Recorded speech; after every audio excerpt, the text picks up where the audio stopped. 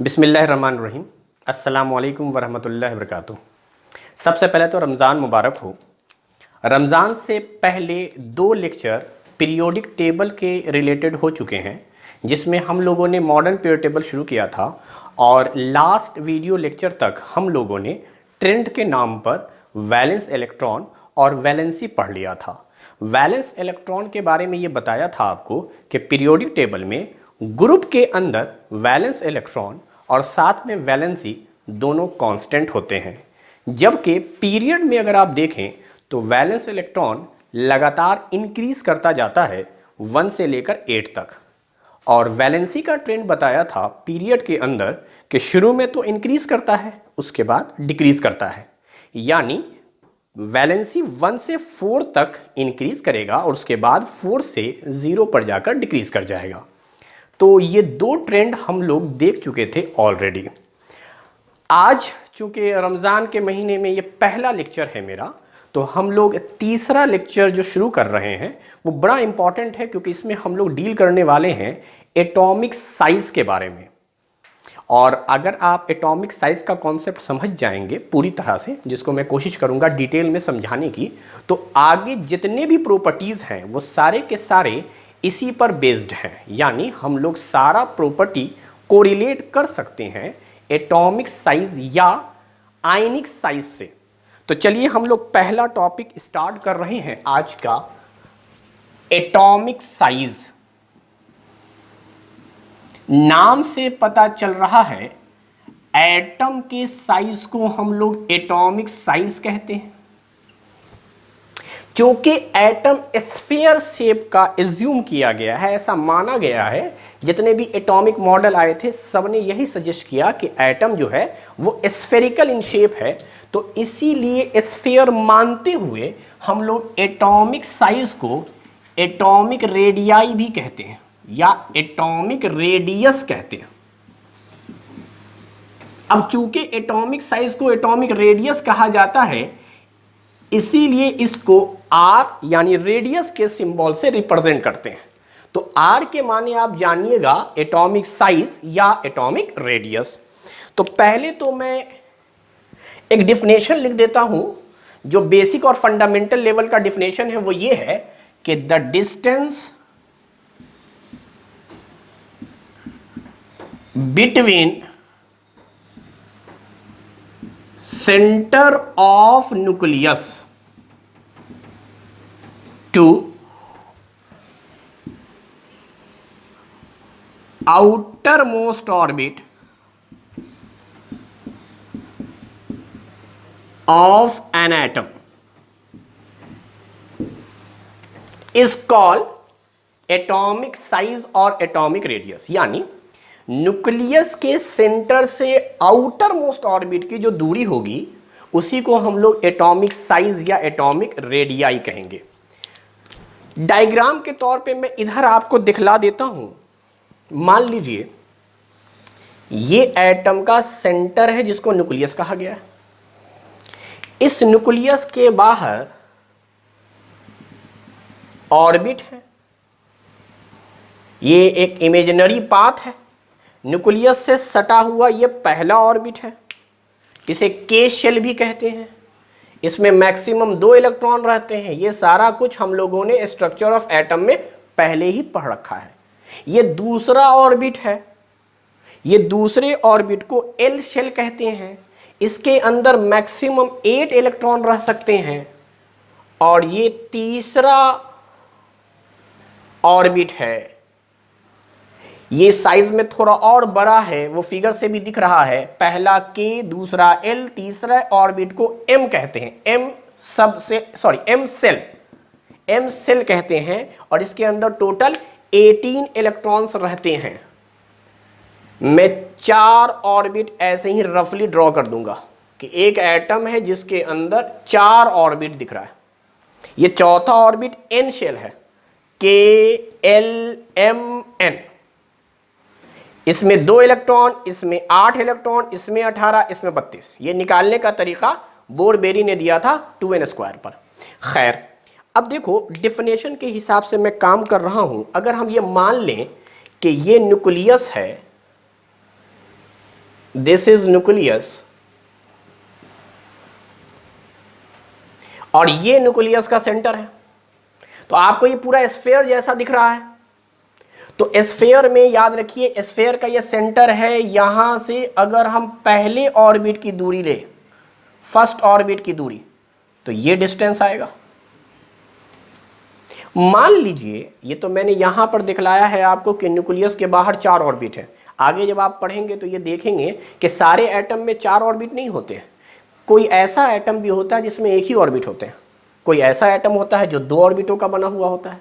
कोई ऐसा ऑर्बिट है जो उसमें 3-3 ऑर्बिट है। और पीरियड टेबल में शुरू में ही जब मॉडर्न क्लासिफिकेशन हम पढ़ा रहे थे पीरियड टेबल का, तो उसमें बताया था कि फर्स्ट पीरियड में हाइड्रोजन और हीलियम है, इसीलिए फर्स्ट पीरियड शॉर्टेस्ट पीरियड है। तो फर्स्ट पीरियड का मतलब हो गया कि उसके अंदर जो 2 एलिमेंट है हाइड्रोजन और हीलियम, उसके अंदर एक ही ऑर्बिट होगा। एक ही ऑर्बिट होने की वजह से उसको फर्स्ट पीरियड में रखा गया है। सेकेंड पीरियड में 8 एलिमेंट हैं, लिथियम से लेकर नियॉन तक। सेकेंड पीरियड में ये सब इसलिए हैं क्योंकि इनका जब आप स्ट्रक्चर ड्रॉ करते हैं तो 2 ही ऑर्बिट का बना हुआ है। लिथियम 2 ऑर्बिट का, बेरिलियम 2 ऑर्बिट का, boron, carbon, nitrogen, oxygen, fluorine, neon, ये सब के सब 2 ऑर्बिट के बने हुए। जबकि तीसरे पीरियड में है सोडियम। सोडियम के अंदर 3 ऑर्बिट हैं, तो जितने ऑर्बिट उतना पीरियड। तो मान लीजिए कोई एटम एक ही पीरियड में है या एक ही ऑर्बिट का बना है, तो उसका साइज क्या होगा? तो डेफिनेशन के हिसाब से उसका साइज यही होगा r, सेंटर ऑफ न्यूक्लियस से पहले ऑर्बिट की दूरी। क्योंकि पहले ऑर्बिट की दूरी है तो मैं इसको r1 कह सकता हूं, फर्स्ट रेडियस या फर्स्ट एटॉमिक साइज, पहले ऑर्बिट की दूरी। अब देखो, अगर मान लो कोई एटम 2 ऑर्बिट का बना हुआ है तो सेंटर ऑफ न्यूक्लियस से दूसरे ऑर्बिट तक की दूरी, अगर एक ही ऑर्बिट का बना हुआ है तो इतना ही बड़ा एटम है, 2 ऑर्बिट का है तो थोड़ा और बड़ा एटम है, तो इसके दूरी को मैंने r2 नाम दे दिया। ये r2 है। मान लो कोई एटम तीसरे ऑर्बिट तक है, 3 ऑर्बिटों का बना हुआ है, तो उसकी दूरी ये होगी। यानी सारी की सारी जो दूरी है वो सेंटर ऑफ न्यूक्लियस से मेजर करनी है आखिरी ऑर्बिट तक, तो ये तीसरे ऑर्बिट की दूरी हो गई। तो यहां साफ साफ दिख रहा है कि पहला r1 और r2 इन दोनों में कंपेयर करें तो r2 बड़ा है, यानी 2 ऑर्बिट का साइज पहले ऑर्बिट के मुकाबले ज्यादा है और तीसरे ऑर्बिट का साइज और बड़ा है। अगर कोई एटम 4 ऑर्बिटों का बना है तो उसका साइज बेटा चौथे ऑर्बिट तक होगा। This is r4। तो आपको साफ साफ यहां पे पैटर्न पता चल रहा है। यहां पर अगर मैं लिखूं तो ये पाऊंगा कि r1 जो है उससे बड़ा है r2, यानी एक ऑर्बिट वाले एटम छोटे होंगे 2 ऑर्बिट वाले से, और 2 ऑर्बिट वाला छोटा होगा 3 ऑर्बिट वाले से, 3 ऑर्बिट वाला छोटा होगा 4th ऑर्बिट वाले से। यानी यहां से एक बात समझ में आती है कि जैसे जैसे ऑर्बिट का नंबर बढ़ता जाता है साइज एटम का बढ़ता जाता है। ये फिगर से भी क्लियर हो रहा है, डेफिनेशन से भी क्लियर हो रहा है। कोई एटम एक ही ऑर्बिट का है तो दूरी वहीं तक होगी, 2 ऑर्बिट का है तो अब दूरी और दूर तक होगी, 3 ऑर्बिट का है तो दूरी और दूर तक होगी, यानी ऑर्बिट के डायरेक्टली प्रोपोर्शनल है। तो ये हमारे पास एक डेफिनेशन है, उस डेफिनेशन पे वो फिगर ड्रॉ किया गया है। फिगर के बाद ये कंक्लूजन निकाला गया है कि r1 पहले ऑर्बिट की दूरी, r2 दूसरे ऑर्बिट की दूरी, r3 तीसरे ऑर्बिट की दूरी, r4 चौथे ऑर्बिट की दूरी, इस तरह से r5 r6 r7 होते चले जाएंगे। तो यहां से हमें जो बात समझ में आई है वो ये आई है कि जो एटॉमिक साइज है हमारा वो किस बात पे डिपेंड करता है। डेफिनेशन भी कहता है, कॉन्सेप्ट भी कहता है कि अब वो कौन से फैक्टर हैं जिस पर एटॉमिक साइज या एटॉमिक रेडियाई डिपेंड करेंगे, वो आखिर कौन से फैक्टर्स हैं। तो इसमें पहला फैक्टर्स है बेटा नंबर ऑफ ऑर्बिट, जो हम लोगों ने अभी फिगर में देखा है, नंबर ऑफ ऑर्बिट। ऑर्बिट कहो या शेल कहो, नंबर ऑफ ऑर्बिट और नंबर ऑफ शेल, इसे रिप्रेजेंट किया जाता है n से। n की वैल्यू अगर 1 है तो वो फर्स्ट ऑर्बिट है, n की वैल्यू 2 है तो वो सेकंड ऑर्बिट है, n की वैल्यू 3 है तो वो थर्ड ऑर्बिट है। इसका मतलब एटॉमिक रेडियाई जो है या साइज, क्या वो डायरेक्टली प्रोपोर्शनल दिख रहा है नंबर ऑफ ऑर्बिट के? यानी जैसे जैसे ऑर्बिट बढ़ाते चले जाएंगे साइज बढ़ता चला जाएगा। ऑर्बिट के डायरेक्टली प्रोपोर्शनल है। पहला ऑर्बिट से बड़ा होगा दूसरा ऑर्बिट, साइज बढ़ गया। दूसरे ऑर्बिट से बड़ा होगा तीसरा ऑर्बिट, साइज बढ़ गया। तो ऑर्बिट के डायरेक्टली प्रोपोर्शनल होता है। और ये कॉन्सेप्ट आपको अप्लाई करना है अप्लीकेबल इन ग्रुप।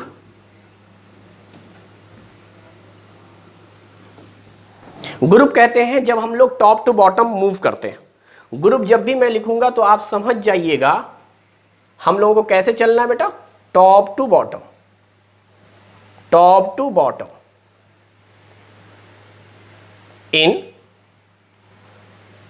Any vertical column. ऊपर से नीचे आप किसी भी कॉलम में चले, आपको हमेशा ग्रुप के माने समझ में आएंगे टॉप टू बॉटम।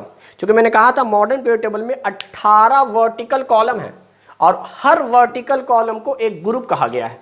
तो इस तरह से 18 ग्रुप हो गए। तो सबसे पहले तो आप ये जान लें कि ऑर्बिट की वैल्यू जैसे जैसे आप ऊपर से नीचे आते हैं बढ़ती जाती है। ऑर्बिट की वैल्यू बढ़ने की वजह से साइज बढ़ता है। और ये कॉन्सेप्ट अप्लाई करेंगे हम लोग सिर्फ और सिर्फ ग्रुप में। तो मैं यहां पे दो बातें जरूर लिख दूंगा कि इन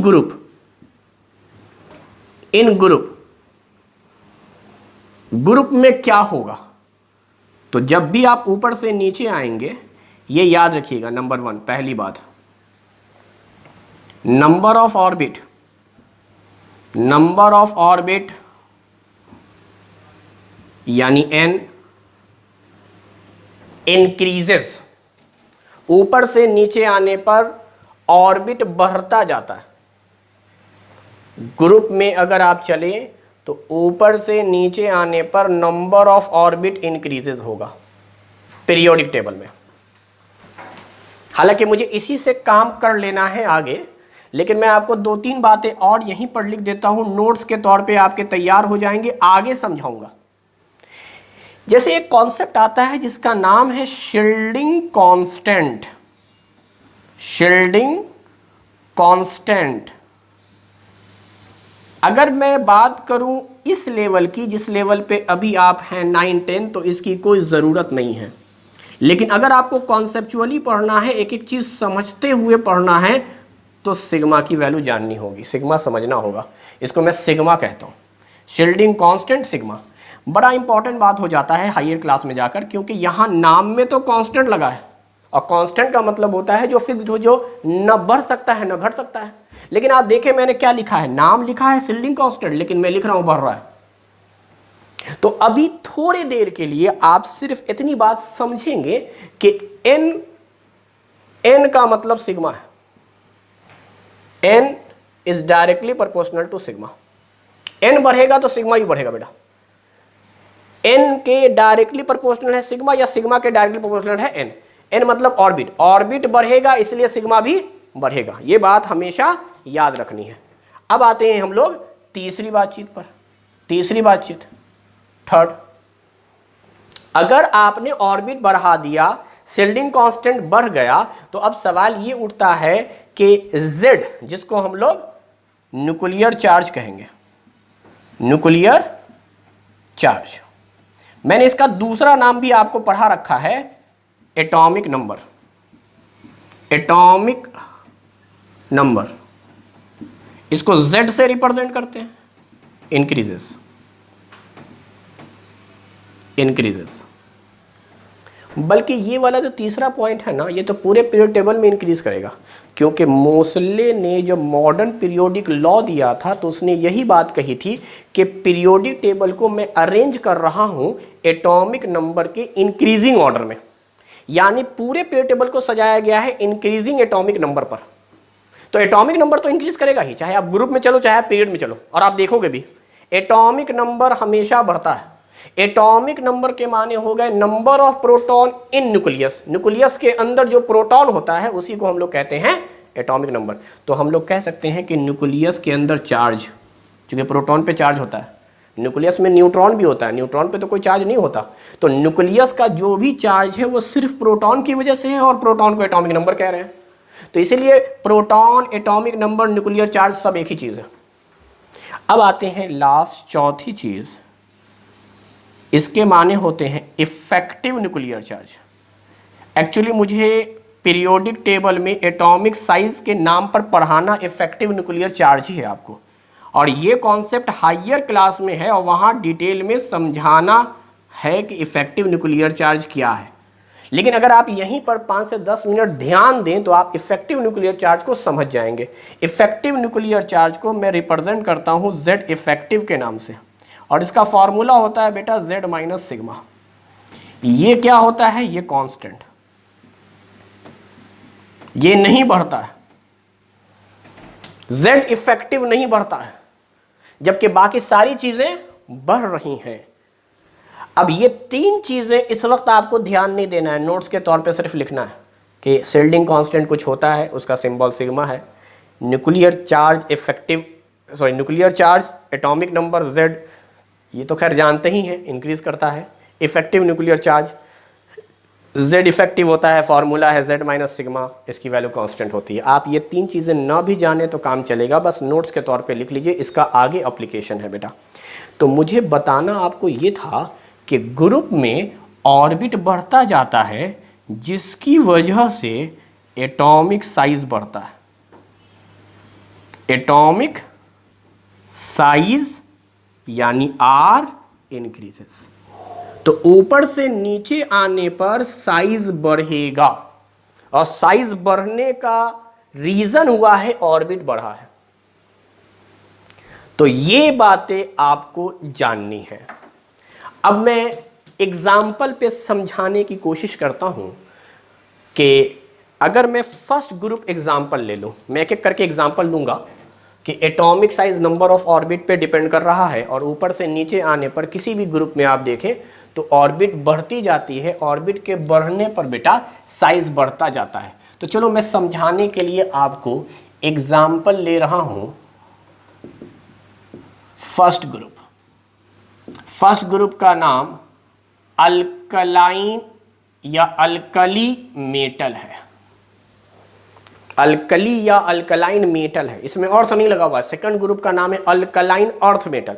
अर्थ हटाकर सोचिएगा तो फर्स्ट ग्रुप का नाम होगा अल्कली मेटल। इसमें कौन कौन आते हैं? हाइड्रोजन एक नॉन मेटल है, यही एक्सेप्शन है, इसको छोड़कर बाकी सब के सब मेटल हैं। Lithium, sodium, potassium, rubidium, caesium. हम लोग फ्रेंसियम को कंसीडर नहीं करेंगे क्योंकि वो रेडियो एक्टिव एलिमेंट है। मैं लिख देता हूं फ्रेंसियम, आगे लिख दूंगा रेडियो एक्टिव एलिमेंट है, इसे हम लोग कंसीडर नहीं करते।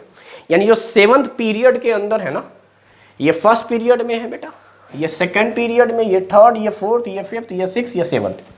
आपको जब मैं पोजीशन सिखा रहा था इससे ठीक पहले वाले लेक्चर में, तो आपको मैंने कहा था फर्स्ट ग्रुप और 18वां ग्रुप यानी फर्स्ट एंड लास्ट ग्रुप जब आप पढ़ते हैं कोड में तो आप पहली उंगली से शुरुआत करते हैं। यानी आप ऐसे कहते हैं हाय, ली, ना, करूं, रब, से, फरियाद। यानी 7 एलिमेंट है। 7वां नहीं लेना आपको, 7th पीरियड वाला नहीं लेना, क्योंकि 7th पीरियड के अंदर रेडियो एक्टिव एलिमेंट है। रेडियो एक्टिव एलिमेंट की प्रॉपर्टी हम लोग यहां पे डिस्कस नहीं कर रहे हैं। एक्चुअली इसमें से अल्फा, बीटा, गामा रेज निकलती रहती है, तो इसको हम लोग डिस्कस नहीं करेंगे। हालांकि मुझे याद आ रहा है जब हम लोगों ने जूम एप्लीकेशन पर ऑनलाइन क्लास का इंटरेक्शन किया था तो किसी बच्चे ने मुझसे पूछा था कि sir alpha, beta, gamma rays को आप समझा दीजिए कि उसका डीके क्या होता है। तो मैंने वहां पर समझाया था और उस वक्त भी बताया था कि अभी इसको रहने दीजिए आप, ये आपके लेवल की चीज़ें नहीं है। वहाँ पे मैंने आपको ये भी पढ़ाया था कि न्यूक्लियस के अंदर इलेक्ट्रॉन कैसे पाया जाता है। बट ये सब इस वक्त इनिशियल लेवल पे आप मत पढ़िए, वरना आप कंफ्यूज ज़्यादा हो जाएंगे। इसीलिए हम लोग फ्रेंशियम को डील नहीं करेंगे। तो सिर्फ 6 ही एलिमेंट हम ले रहे हैं। अब देखो, रूल के हिसाब से ऊपर से नीचे आ रहे हैं, साइज बढ़ना चाहिए। तो हाइड्रोजन से बड़ा लिथियम, लिथियम से बड़ा सोडियम, सोडियम से बड़ा पोटेशियम, पोटेशियम से बड़ा रुबेडियम, रुबेडियम से बड़ा सीजियम। और होना यह चाहिए था कि सीजियम से बड़ा फ्रेंसियम, बट फ्रेंसियम को चूंकि डील नहीं कर रहे हैं तो आप फ्रेंसियम को बड़ा मत मानिए, और फ्रेंसियम बड़ा नहीं होता है एक्चुअली। यहां पे एक टर्म आता है एक्टेनाइट कॉन्ट्रैक्शन या लेंथेनाइट कॉन्ट्रैक्शन, वैसे होता है एक्टेनाइट कॉन्ट्रैक्शन है, उसकी वजह से इसका साइज छोटा हो जाता है, लेकिन इसको हम लोग कंसीडर नहीं कर रहे हैं। इसको हम लोग क्या कर रहे हैं, रेडियो एक्टिव एलिमेंट है, ये रेडियो एक्टिव एलिमेंट है, इसे हम लोग डील नहीं करेंगे। तो फर्स्ट ग्रुप का आखिरी एलिमेंट छोड़ दीजिएगा, सिर्फ हाइलीना करूं से सीजियम जो है वहां तक हम लोग चलेंगे, फरियाद को कंसीडर नहीं करेंगे। तो लगातार साइज इंक्रीज किया, कहने का मतलब। अच्छा, ये हमें कैसे पता चलेगा कि साइज इंक्रीज कर रहा है? तो यहीं पे हम समझाने की कोशिश करते हैं, जो बातें बताई हैं उनको समझो। तो इसका एटॉमिक नंबर कितना है? 1। इसका एटॉमिक नंबर कितना है? 3। इसका एटॉमिक नंबर कितना है? 11। इसका एटॉमिक नंबर कितना है? 19। मुझे अच्छे से याद है, लास्ट क्लास में मैंने आपको आगे के एटॉमिक नंबर का भी एक ट्रिक सिखाया था। मैंने कहा था 1 से लेकर 20 तक का तो आपको याद रखना ही है, 20 के ठीक बाद के लिए आपको शुरू में 18 जोड़ना है, 2 बार 18, उसके बाद 32। तो आप सोचो, इसका एटॉमिक नंबर हमको चाहिए, तो इससे ठीक पहले क्या है? 19। इसमें 18 जोड़ दो बेटा। अगर इसमें तुम 18 प्लस कर दोगे तो तुमको एटॉमिक नंबर मिल जाएगा 37। फिर इसमें अगर तुम 18 ऐड कर दोगे तो मिल जाएगा 55। हालांकि फ्रेंसियम का तो मुझे चाहिए नहीं, क्योंकि हम उसको कंसीडर ही नहीं कर रहे हैं, उसको रेडियो एक्टिव एलिमेंट कर रहे हैं, लेकिन फिर भी मैथमेटिकली हम लोग निकाल तो सकते ही है ना कि इसका एटॉमिक नंबर कितना होगा। तो मैंने क्या कहा, 20 तक का आपको याद रखना है। उसके बाद क्या ट्रेंड बता रहा हूं, 18 का जोड़ा बना दीजिए, 2 बार 18, उसके बाद 2 बार 32। यहां तो एक बार की ही जरूरत पड़ेगी, अब आपको 32 जोड़ना है, तो 87। तो एटॉमिक नंबर का टेंशन खत्म, एटॉमिक नंबर आ गया। लेकिन एटॉमिक नंबर को Z कहते हैं। तो आप देखिए, क्या ग्रुप में ऊपर से नीचे आने पर Z की वैल्यू बढ़ रही है? यही है Z की वैल्यू। 1 बढ़ के 3 हुआ, 3 बढ़ के 11 हुआ, 11 बढ़ के 19, 19 बढ़ के 37, 37 बढ़ के 55, 55 बढ़ के 87, 87। तो इसका मतलब जैसे जैसे आप ऊपर से नीचे आते हैं, अब इसको मैं मिटा देता हूँ, जैसे जैसे आप ऊपर से नीचे आते हैं Z की वैल्यू तो बढ़ती जाती है, यानी एटॉमिक नंबर। तो एटॉमिक नंबर का तो टेंशन ही नहीं है, एटॉमिक नंबर तो हमेशा बढ़ेगा, पीरियड में भी देखेंगे, ग्रुप में भी देखेंगे, क्योंकि सजाया ही गया है इसी पर। मैं सिखाना ये चाह रहा था n, और n को मैं कैसे निकालता हूँ, इलेक्ट्रॉनिक कॉन्फ़िगरेशन से। तो पहला ग्रुप है, इसलिए थोड़ा डिटेल में समझा रहा हूँ। इलेक्ट्रॉनिक कॉन्फ़िगरेशन सोचो, तो हाइड्रोजन के लिए तो एक ही होगा। लिथियम में 3 इलेक्ट्रॉन है बेटा, तो पहले ऑर्बिट में 2, दूसरे ऑर्बिट में 1 इलेक्ट्रॉन। सोडियम में 11 इलेक्ट्रॉन है, पहले ऑर्बिट में 2, दूसरे ऑर्बिट में, तीसरे ऑर्बिट में, यही होता है।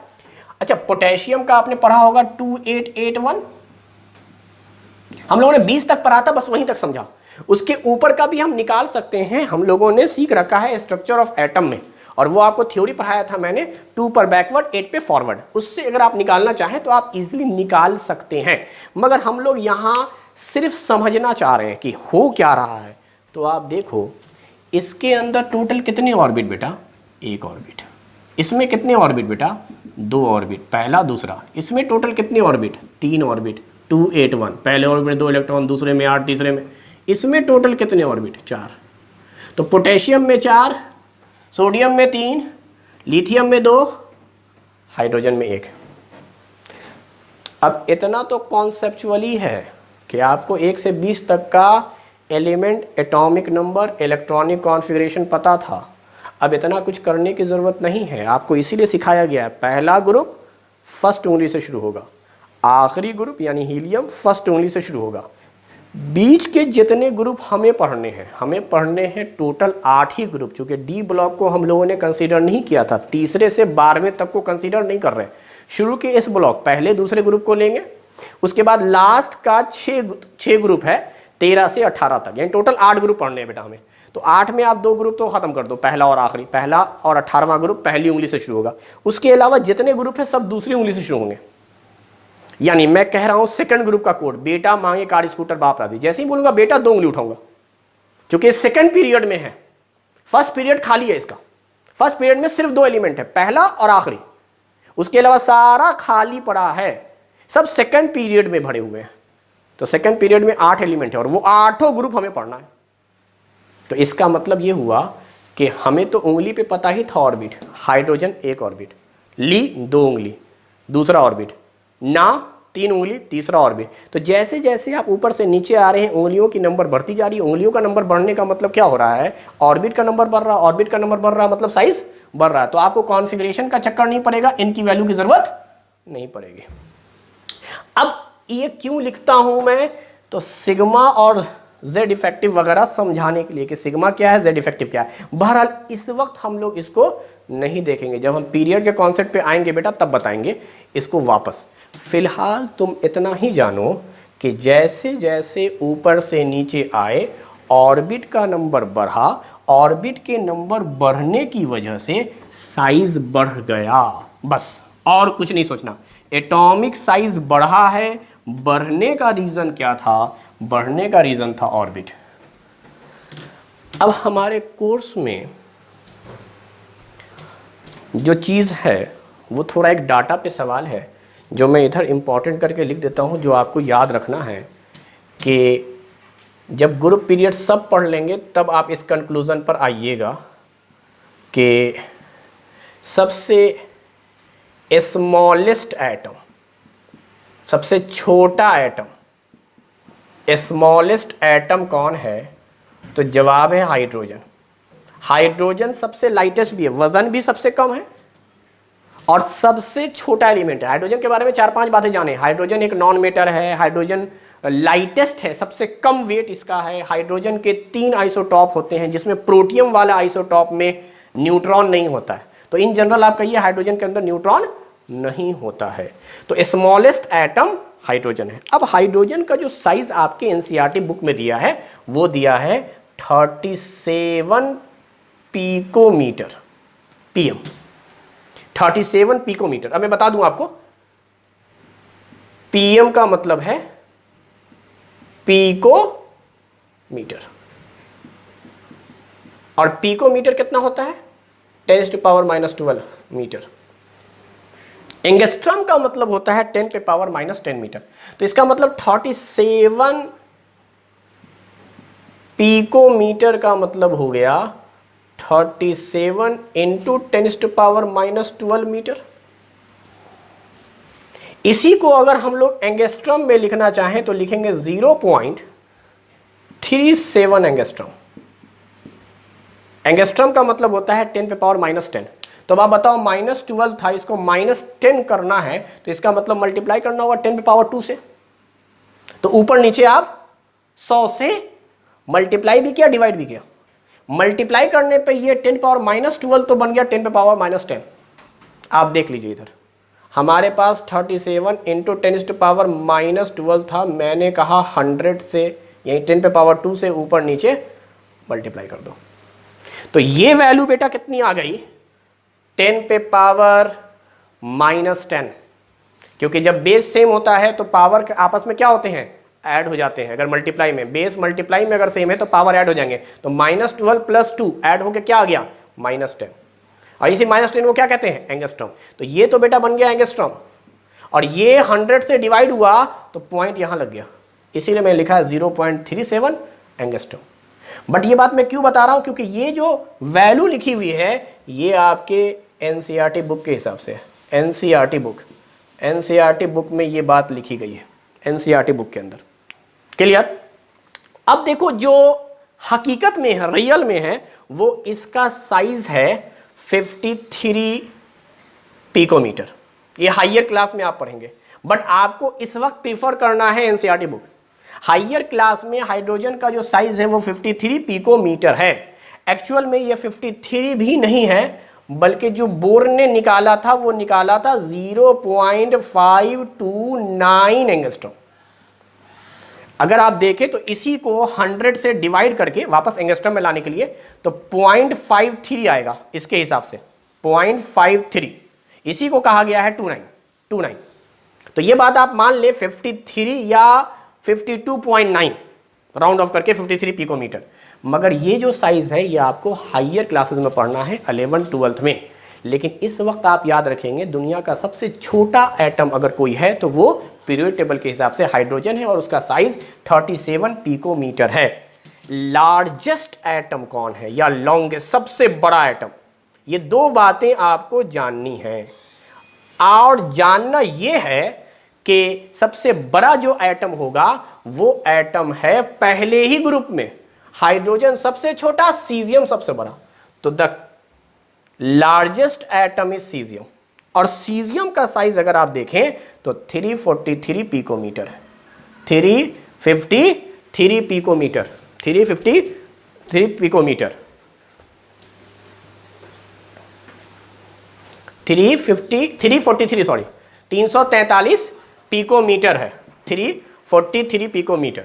तो कुल मिलाकर ये है कि 53 पिकोमीटर और 343 पिकोमीटर, ये दोनों तो रियल बात है, एनसीईआरटी बुक के अंदर दिया हुआ है 37 पिकोमीटर। तो इस बात का खास ख्याल रखिएगा आप लोग, ठीक है। तो स्मॉलेस्ट एटम और लार्जेस्ट एटम दोनों का दोनों आपको पहले ही ग्रुप में मिल गया। अब हम लोग सेकंड ग्रुप में आते हैं, इसको मैं मिटा देता हूं। ये एक वैल्यू है जिसको आपको याद रखना है।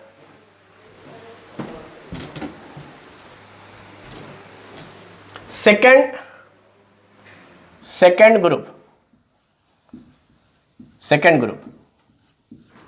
सेकंड ग्रुप के अंदर अगर आप देखें तो सेकंड ग्रुप में आपको दूसरे उंगली से उठाना है और यहां से शुरुआत हो जाएगी बेटा, मांगे, कार, स्कूटर, बाप, राजी।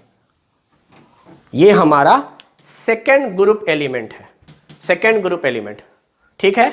तो अब बताओ सेकंड ग्रुप एलिमेंट में एटॉमिक नंबर कितना हो गया? 4, 12, 20। अब 20 के बाद क्या बताया था मैंने कि इसमें हमें 18 ऐड करना है, तो 18 ऐड करोगे तो 38, फिर इसमें 18 ऐड करोगे 56, फिर इसमें 32 ऐड करोगे 88। मगर अगर आप देखें उंगली पे उठाकर तो बेटा सेकंड पीरियड, मांगे, कार, स्कूटर, बाप, राजी। तो राजी यानी रेडियम कहां पहुंचा? 7वें पीरियड में पहुंचा। बेटा 7वें पीरियड में ही, इसका मतलब once again it is a radioactive element. Radium radioactive radioactive element को हम लोग नहीं पढ़ रहे हैं। तो अब इस फैक्ट को भी मैं मिटा देता हूं कि पहला ही ग्रुप है हाइड्रोजन और सीजियम। जो पहले ग्रुप के हाइड्रोजन और सीजियम जो हैं, ये दोनों फैक्ट आपको याद रखने हैं। Hydrogen smallest, caesium largest. Smallest का साइज एनसीईआरटी बुक के हिसाब से 37 पिकोमीटर, वैसे है 53, और सीजियम का 343 पिकोमीटर। तो ये बेटा सेकंड ग्रुप का हो गया। वही सेम पैटर्न, जैसे जैसे आप ऊपर से नीचे आते हैं ऑर्बिट की वैल्यू बढ़ती जाती है, ऑर्बिट के बढ़ने पर साइज की वैल्यू बढ़ती चली जाएगी। तो ये दो ग्रुप हम लोगों ने पढ़ लिया, सेकंड ग्रुप और फर्स्ट ग्रुप को एस ब्लॉक एलिमेंट के नाम पर। तो एस ब्लॉक में सब के सब मेटल थे, हाइड्रोजन एक नॉन मेटल था। इसमें आप चाहे तो एक फैक्ट और जान सकते हैं कि ये जो 3 एलिमेंट आपको दिख रहा है शुरू का, lithium, sodium, potassium, first group के अंदर, ये बेटा सॉफ्ट मेटल है। मेटल तो है लेकिन इनको हम लोग सॉफ्ट मेटल कहते हैं, जबकि ये हार्ड मेटल है। These are hard metal, soft and hard metal, soft and hard metal. ये बात आप जानिए, soft metal and hard metal, ठीक है। उसके बाद अगर आप देखें तो मैं ये कह रहा हूं कि ये दो ग्रुप जो है इसमें कोई एक्सेप्शन नहीं है। हाँ, नाम को लेकर एक्सेप्शन है, हाइड्रोजन को छोड़कर बाकी सब अल्कली मेटल है, क्योंकि इनको जब हम ऑक्सीजन से रिएक्ट कराते हैं तो इनका ऑक्साइड बेसिक नेचर का होता है और वो वाटर में डिसॉल्व होता है, डिसॉल्व होकर हाइड्रो ऑक्साइड बनाता है। और सेकेंड पीरियड एलिमेंट में बेरिलियम, मैग्नीशियम को छोड़कर बाकी सब जो है वो अल्कलाइन अर्थ मेटल हैं, क्योंकि ये भी बेसिक ऑक्साइड बनाते हैं और ये भी वाटर सॉल्युबल होते हैं। तो मैं यहीं पर बता दूं आपको कि ये लिथियम है और ये सोडियम है, और ये कैल्शियम है। मान लो ये दो एलिमेंट हमने फर्स्ट ग्रुप का ले लिया, अब यहां पे दो एलिमेंट सेकंड ग्रुप का लूंगा, ये सेकंड ग्रुप ये फर्स्ट ग्रुप। क्या होगा, ऑक्सीजन से रिएक्शन होगा, ऑक्सीजन से रिएक्शन होगा। तो ऑक्सीजन से रिएक्शन करके वैलेंसी एक्सचेंज, इसकी वैलेंसी 1 इसकी वैलेंसी 2, 2 इधर आएगा 1 इधर आएगा, तो ये बनाएगा लिथियम ऑक्साइड, ये बनाएगा वापस से सोडियम ऑक्साइड। उसी तरीके से बेटा सेकंड ग्रुप है तो इसकी वैलेंसी 2 इसकी वैलेंसी 2, 2 2 कटेगा यानी 1 1 आ गए तो कैल्शियम ऑक्साइड। उसी तरीके से बेरियम ऑक्साइड। ये सब के सब क्या हैं, तो ये सब के सब बेस हैं, क्योंकि मेटल के जो ऑक्साइड होते हैं वो बेस होते हैं। अब इसमें अच्छी बात सुनिए क्या है, अच्छी बात ये है कि यही वाटर से रिएक्शन करता है। यानी वाटर से रिएक्शन करने का मतलब क्या, इसको पानी में डाला गया, यानी इन बेसों को पानी में डाल दिया गया, तो पानी यानी वाटर प्लस दिस, वाटर था उसमें ये चीज आया, मिक्स हुआ यानी दोनों मिले, तो मिलने के बाद ये बनाते हैं lithium hydroxide. Lithium hydroxide, lithium hydroxide. अगर आप बैलेंस करना चाहते हैं, हालांकि जरूरत नहीं है, तो आप सोचिए लिथियम 2 है, ऑक्सीजन भी 2 हो गया, हाइड्रोजन भी 2 हो गया, यानी सीधे 2 से मल्टीप्लाई कर दो, लिथियम 2 है, ऑक्सीजन 2 है, हाइड्रोजन 2 है, सब मिक्स हो गया। सोचो यहां एक ऑक्सीजन यहां एक oxygen, total 2 oxygen 2 hydrogen 2 lithium. उसी तरीके से सेकंड वाले को भी बना ले, 2 ऑक्सीजन 2 हाइड्रोजन 2 सोडियम यानी 2 NaOH, तो ये लिथियम हाइड्रोक्साइड ये सोडियम हाइड्रोक्साइड, तो ये सब भी क्या है, बेस है। उसी तरीके से कैल्शियम हाइड्रोक्साइड अगर आप देखें तो यहां पर बनता है कैल्शियम OH का होल ट्वाइस, क्योंकि आप देखो ऑक्सीजन 2 है, हाइड्रोजन 2 है, तो सिर्फ ऑक्सीजन और हाइड्रोजन 2 है, कैल्शियम एक ही है। उसी तरीके से अगर आप यहां वाटर से रिएक्शन कराते हैं तो आपको मिलेगा बेरियम एक ही piece, oxygen 2 piece, hydrogen 2 piece, इसीलिए इसको OH का होल ट्वाइस कहते हैं। तो ये सब भी जो बना ये बेस बना, लेकिन ये बेस क्या है, soluble in water, soluble in water, soluble in water. तो ऐसे बेस जो वाटर में सॉल्युबल है इन्हीं का नाम था अल्कली या अल्कलाइन, अल्कली या अल्कलाइन। तो याद रखिएगा फर्स्ट ग्रुप में सबका सब मेटल है एक्सेप्ट हाइड्रोजन, सेकंड ग्रुप में सबका सब मेटल है, लेकिन अल्कली या अल्कलाइन बनाता है कैल्शियम से।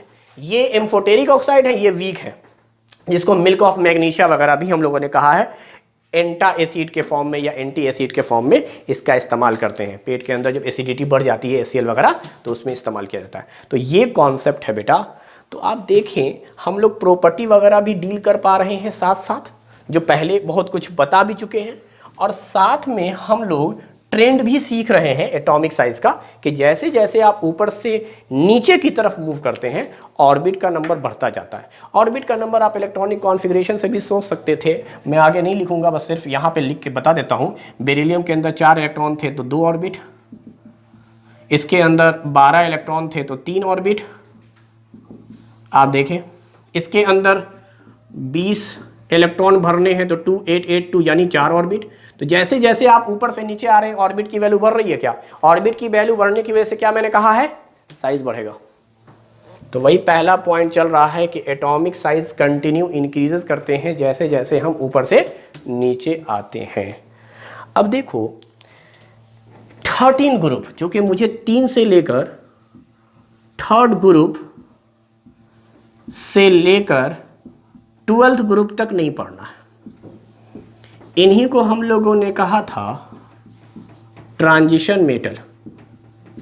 तो जो ट्रांजिशन मेटल है बेटा वो हमें नहीं पढ़ना। ट्रांजिशन मेटल इसमें हमें साइज नहीं देख रहे हैं कि ऊपर से नीचे आने पर क्या हो रहा है। तो अब हमारे कोर्स में बचा क्या, इनको डी ब्लॉक भी कहते हैं, ट्रांजिशन मेटल यानी डी ब्लॉक। डी ब्लॉक हमें डी ब्लॉक नहीं पढ़ना। तो अब बताओ अगर हम लोग सीधे आ जाते हैं 13 ग्रुप, 13 ग्रुप, और सच पूछो तो यही इंपॉर्टेंट ग्रुप है। यानी पी ग्रुप जहां से शुरू हुआ है, डी ब्लॉक खत्म हुआ, उसके बाद 13वां ग्रुप। पढ़ने के हिसाब से हम अपना कह सकते हैं इसको तीसरा ग्रुप, पढ़ने के एतबार से, क्योंकि शुरू में 2 पढ़ा, उसके बाद अब तीसरा पढ़ रहे हैं, बीच में तो ये ग्रुप पढ़ ही नहीं रहे। तो हम 9th-10th लेवल पे पढ़ने के हिसाब से कह सकते हैं कि ये हमारा तीसरा ग्रुप है। वैसे 13 ग्रुप का कोड अगर आप देखें तो ये भी सेकंड पीरियड से ही शुरू होगा बेटा, पहली उंगली से नहीं शुरू होगा। तो इसका कोड हमने पढ़ाया था बाल गंगा इंडियन तिलक। अच्छी बात यह है कि इसमें रेडियो एक्टिव एलिमेंट नहीं आया। अब आप देखें, बेटा मांगे कार स्कूटर बाप राजी, आप 7वें तक गए थे। हाय ली ना करूं रब से फरियाद, 7वें तक गए थे। लेकिन आप जैसे ही 13वें ग्रुप में आते हैं, बाल BAL बाल गंगा इंडियन तिलक, यानी इसमें रेडियो एक्टिव एलिमेंट कोई नहीं है। और ये बताया गया था कि बोरॉन एक तरह से सेमी मेटल है या मेटेलॉइड है। वैसे अगर बोरॉन के बारे में आता है कि बोरॉन क्या है और ऑप्शन में आपको मेटलॉइड न मिले तो आप नॉन मेटल मारेंगे, क्योंकि इसकी ज्यादातर प्रॉपर्टी नॉन मेटल से मिलती जुलती है, बहुत कम प्रॉपर्टी है जो मेटल वाली है। इसीलिए इसको सेमी मेटल कहा गया है कि पूरी तरह से नॉन मेटल नहीं है, थोड़ा बहुत मेटल भी है, बट नॉन मेटल प्रॉपर्टी इसके अंदर ज्यादा डोमिनेंट है। तो बोरॉन के बारे में इंफॉर्मेशन याद रखिएगा कि अगर आपको ऑप्शन में मिल गया है मेटलॉइड तब तो ठीक है, मेटलॉइड। अगर मेटलॉइड ऑप्शन में ना हो, सिर्फ मेटल और नॉन मेटल में से आपको चूज करना हो, तो आप नॉन मेटल चूज करेंगे। Boron is a non metal but mostly metalloid. उसके अलावा एल्युमिनियम, गैलियम, इंडियम, थैलियम, इसका अगर रियल नाम बोलूं तो एल्युमिनियम, गैलियम, इंडियम, थैलियम, ये सब के सब क्या है बेटा? मेटल, सब के सब मेटल है। अच्छा, मेटल पढ़ाने का एक आसान सा कोड ही पढ़ा रहा हूं, हालांकि मेटल वगैरह हम लोग पीरियड टेबल के शुरू में ही डिस्कशन में पढ़ा चुके थे। अगर आपसे पूछे मेटल कौन है और वो नाम दे दे, तो नाम के लास्ट में देखिएगा, अगर आपको यम मिल जाए, नाम के लास्ट में यम मिल जाए, या तो नाम पता हो या वो नाम दे दे, तो आप बोल दो मेटल। अब आप देख लो, lithium, sodium, potassium, rubidium, caesium, francium, सबके लास्ट में यम लगा हुआ है। Beryllium, magnesium, calcium, strontium, barium, radium, बस बोरॉन में नहीं लगा हुआ था, तो बोरॉन मेटल नहीं है। जिसके लास्ट में यम लगा हुआ है मेटल है। Aluminium, gallium, indium, thallium, these are metal. तो जिसके लास्ट में यम लगा हुआ है वो 100% मेटल है, इसमें कोई शक नहीं। और एल्युमिनियम के बारे में कहते हैं मोस्ट अबंडेंट मेटल, सबसे ज्यादा अगर कोई मेटल पाया जाता है तो वो है एल्युमिनियम। तो खैर ये 13 ग्रुप में हमें पढ़ने हैं 5 element, boron, aluminium, gallium, indium, thallium. आप ये मुझे बताएं, जैसे जैसे हम ऊपर से नीचे आते हैं क्या साइज बढ़ता चला जाता है? मैं एटॉमिक नंबर की भी प्रैक्टिस करा रहा हूं, इसलिए मैं लिखूंगा बोरॉन का तो हमें पता ही है कि 5 होता है, एल्युमिनियम का पता ही है 13 होता है। अब गैलियम 20 तक में नहीं आता है, तो आपको क्या करना है? इसमें 18 जोड़ना है। अब सोचो, इसमें अगर 18 जोड़ोगे तो ये 31 हो जाएगा बेटा। इसमें फिर से 18 जोड़ोगे 49 हो जाएगा। अब 2 बार 18 जोड़ चुके, 13 में 18 जोड़ चुके, फिर 18 जोड़ चुके, अब 32 जोड़ना है बेटा। 32 जोड़ने पर 81, यानी एटॉमिक नंबर भी बआसानी याद हो रहा है हमें। और 9th-10th लेवल पे अगर आपको एटॉमिक नंबर याद हो जाते हैं तो बड़ी बात है। जनरली लोगों को 11th-12th में याद नहीं होता एटॉमिक नंबर पूरे एलिमेंट का, तो वो एक ट्रिक है जिससे हम याद करवा रहे हैं आपको। एक पैटर्न दे दिया, उस पैटर्न पे आप करते रहिए, बआसानी समझ में आ जाएगा। खैर, खेल जो है वो यहाँ कुछ और है। कुछ और ये है कि आपको क्या बताया गया है अभी तक, जैसे जैसे आप ऊपर से नीचे आते हैं साइज बढ़ता जाता है। तो यहाँ पर भी आप यही सोच रहे हैं कि जैसे जैसे आप ऊपर से नीचे आएंगे साइज बढ़ेगा, यही बात है और क्या है। बट इसको मैं इस वक्त लिखूंगा एक्सपेक्टेड ऑर्डर। ये हमें ऐसा लग रहा था कि अभी तक जो पढ़ा है उसके हिसाब से ये ऑर्डर ऐसा ही होना चाहिए। और दिख इस वजह से भी रहा है कि बोरॉन के अंदर 5 इलेक्ट्रॉन, तो इसका कॉन्फ़िगरेशन है 2 3। इसके अंदर 13 इलेक्ट्रॉन, तो इसका कॉन्फ़िगरेशन है 2 8 3। और इसका कॉन्फ़िगरेशन चूंकि 20 के ऊपर हमें पढ़ना नहीं है, लेकिन मैं फिर भी बता देता हूं आपको, क्योंकि मैंने याद है जब इलेक्ट्रॉनिक कॉन्फ़िगरेशन एटॉमिक स्ट्रक्चर में हम पढ़ा रहे थे तो हम लोगों ने 20 के ऊपर भी पढ़ा था अपने रूल के हिसाब से। तो इसका कॉन्फ़िगरेशन होता है बेटा 2 8 18 3, जोड़ लो 31 इलेक्ट्रॉन हो गए, ये 10 हो गया बेटा, और ये 10 20, 20 और 8 28, 28 और 3 31। वैलेंस इलेक्ट्रॉन 3 ही होंगे चूंकि 13वां ग्रुप है। दूसरे ग्रुप में वैलेंस इलेक्ट्रॉन 2 है। अगर आप बाकायदा कॉन्फ़िगरेशन भी लिखते चले जाएं तो आपको पता चलेगा आउटर मोस्ट ऑर्बिट के अंदर जो इलेक्ट्रॉन है वो वैलेंस इलेक्ट्रॉन है। तो सेकेंड ग्रुप का वैलेंस इलेक्ट्रॉन 2, फर्स्ट ग्रुप का वैलेंस इलेक्ट्रॉन 1,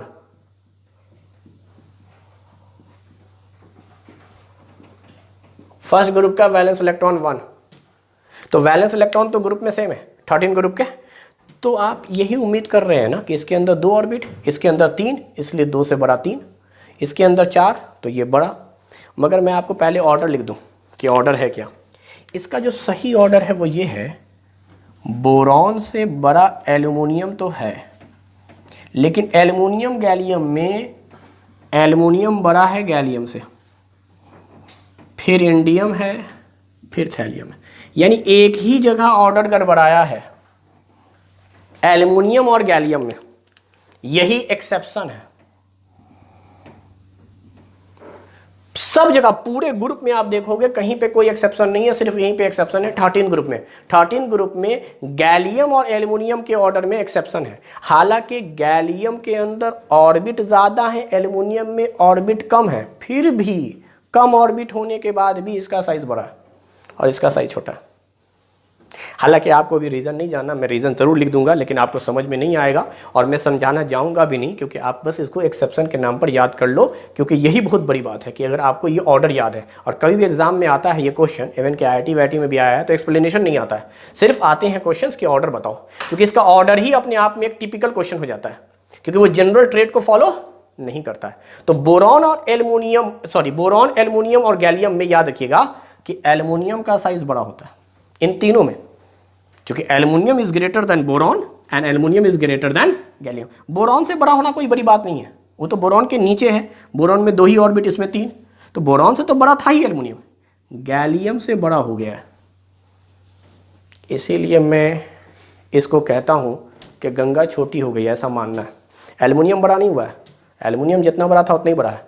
गैलियम को चूंकि बड़ा होना था, लेकिन गैलियम बड़ा नहीं हो पाया, उसका साइज छोटा हो गया। यानी ऐसा मान के चलना है कि नदी सूख गई है, गंगा, इसलिए मैं कहता हूँ इसका कोड गंगा है।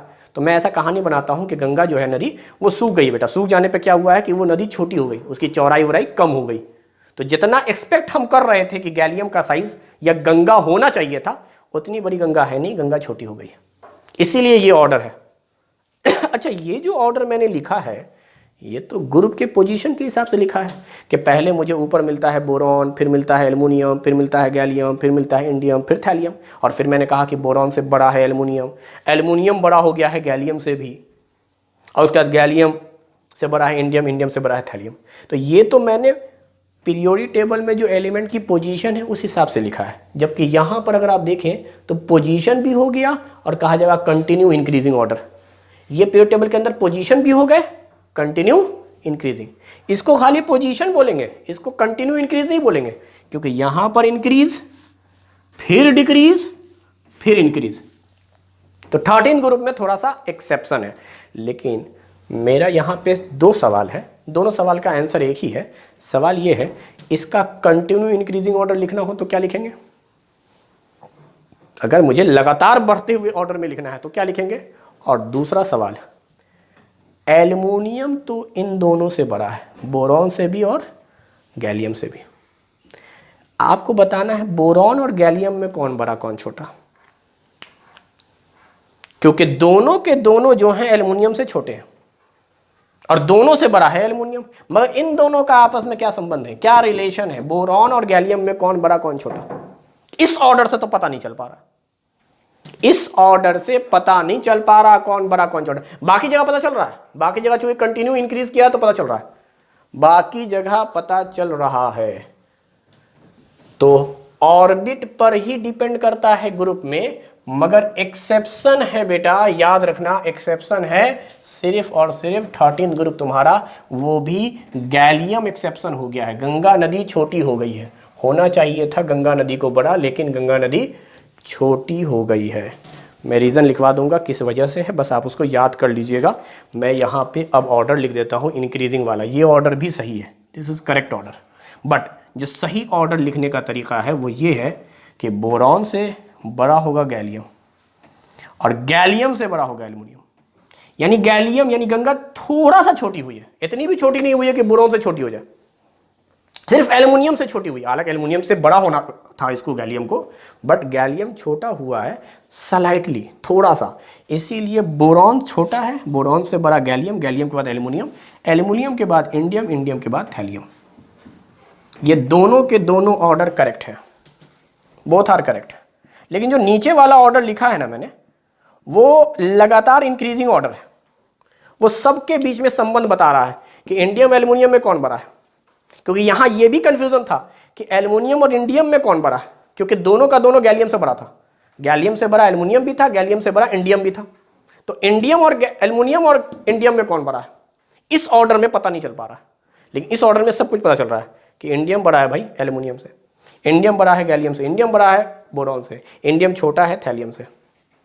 तो ये लगातार इंक्रीजिंग वाला है, ये ऑर्डर जरूर याद रखिएगा कि 13th ग्रुप में बोरॉन वाला जो फैमिली है हमारा, उसमें एल्युमिनियम गैलियम में गैलियम छोटा हो गया है। तो मैं लिख रहा हूं gallium is slightly less than aluminum due to transition contraction। मान लो कुछ होता है, जब हायर क्लास में आओगे तब बताएंगे ये ट्रांजिशन कॉन्ट्रैक्शन क्या चीज़ है।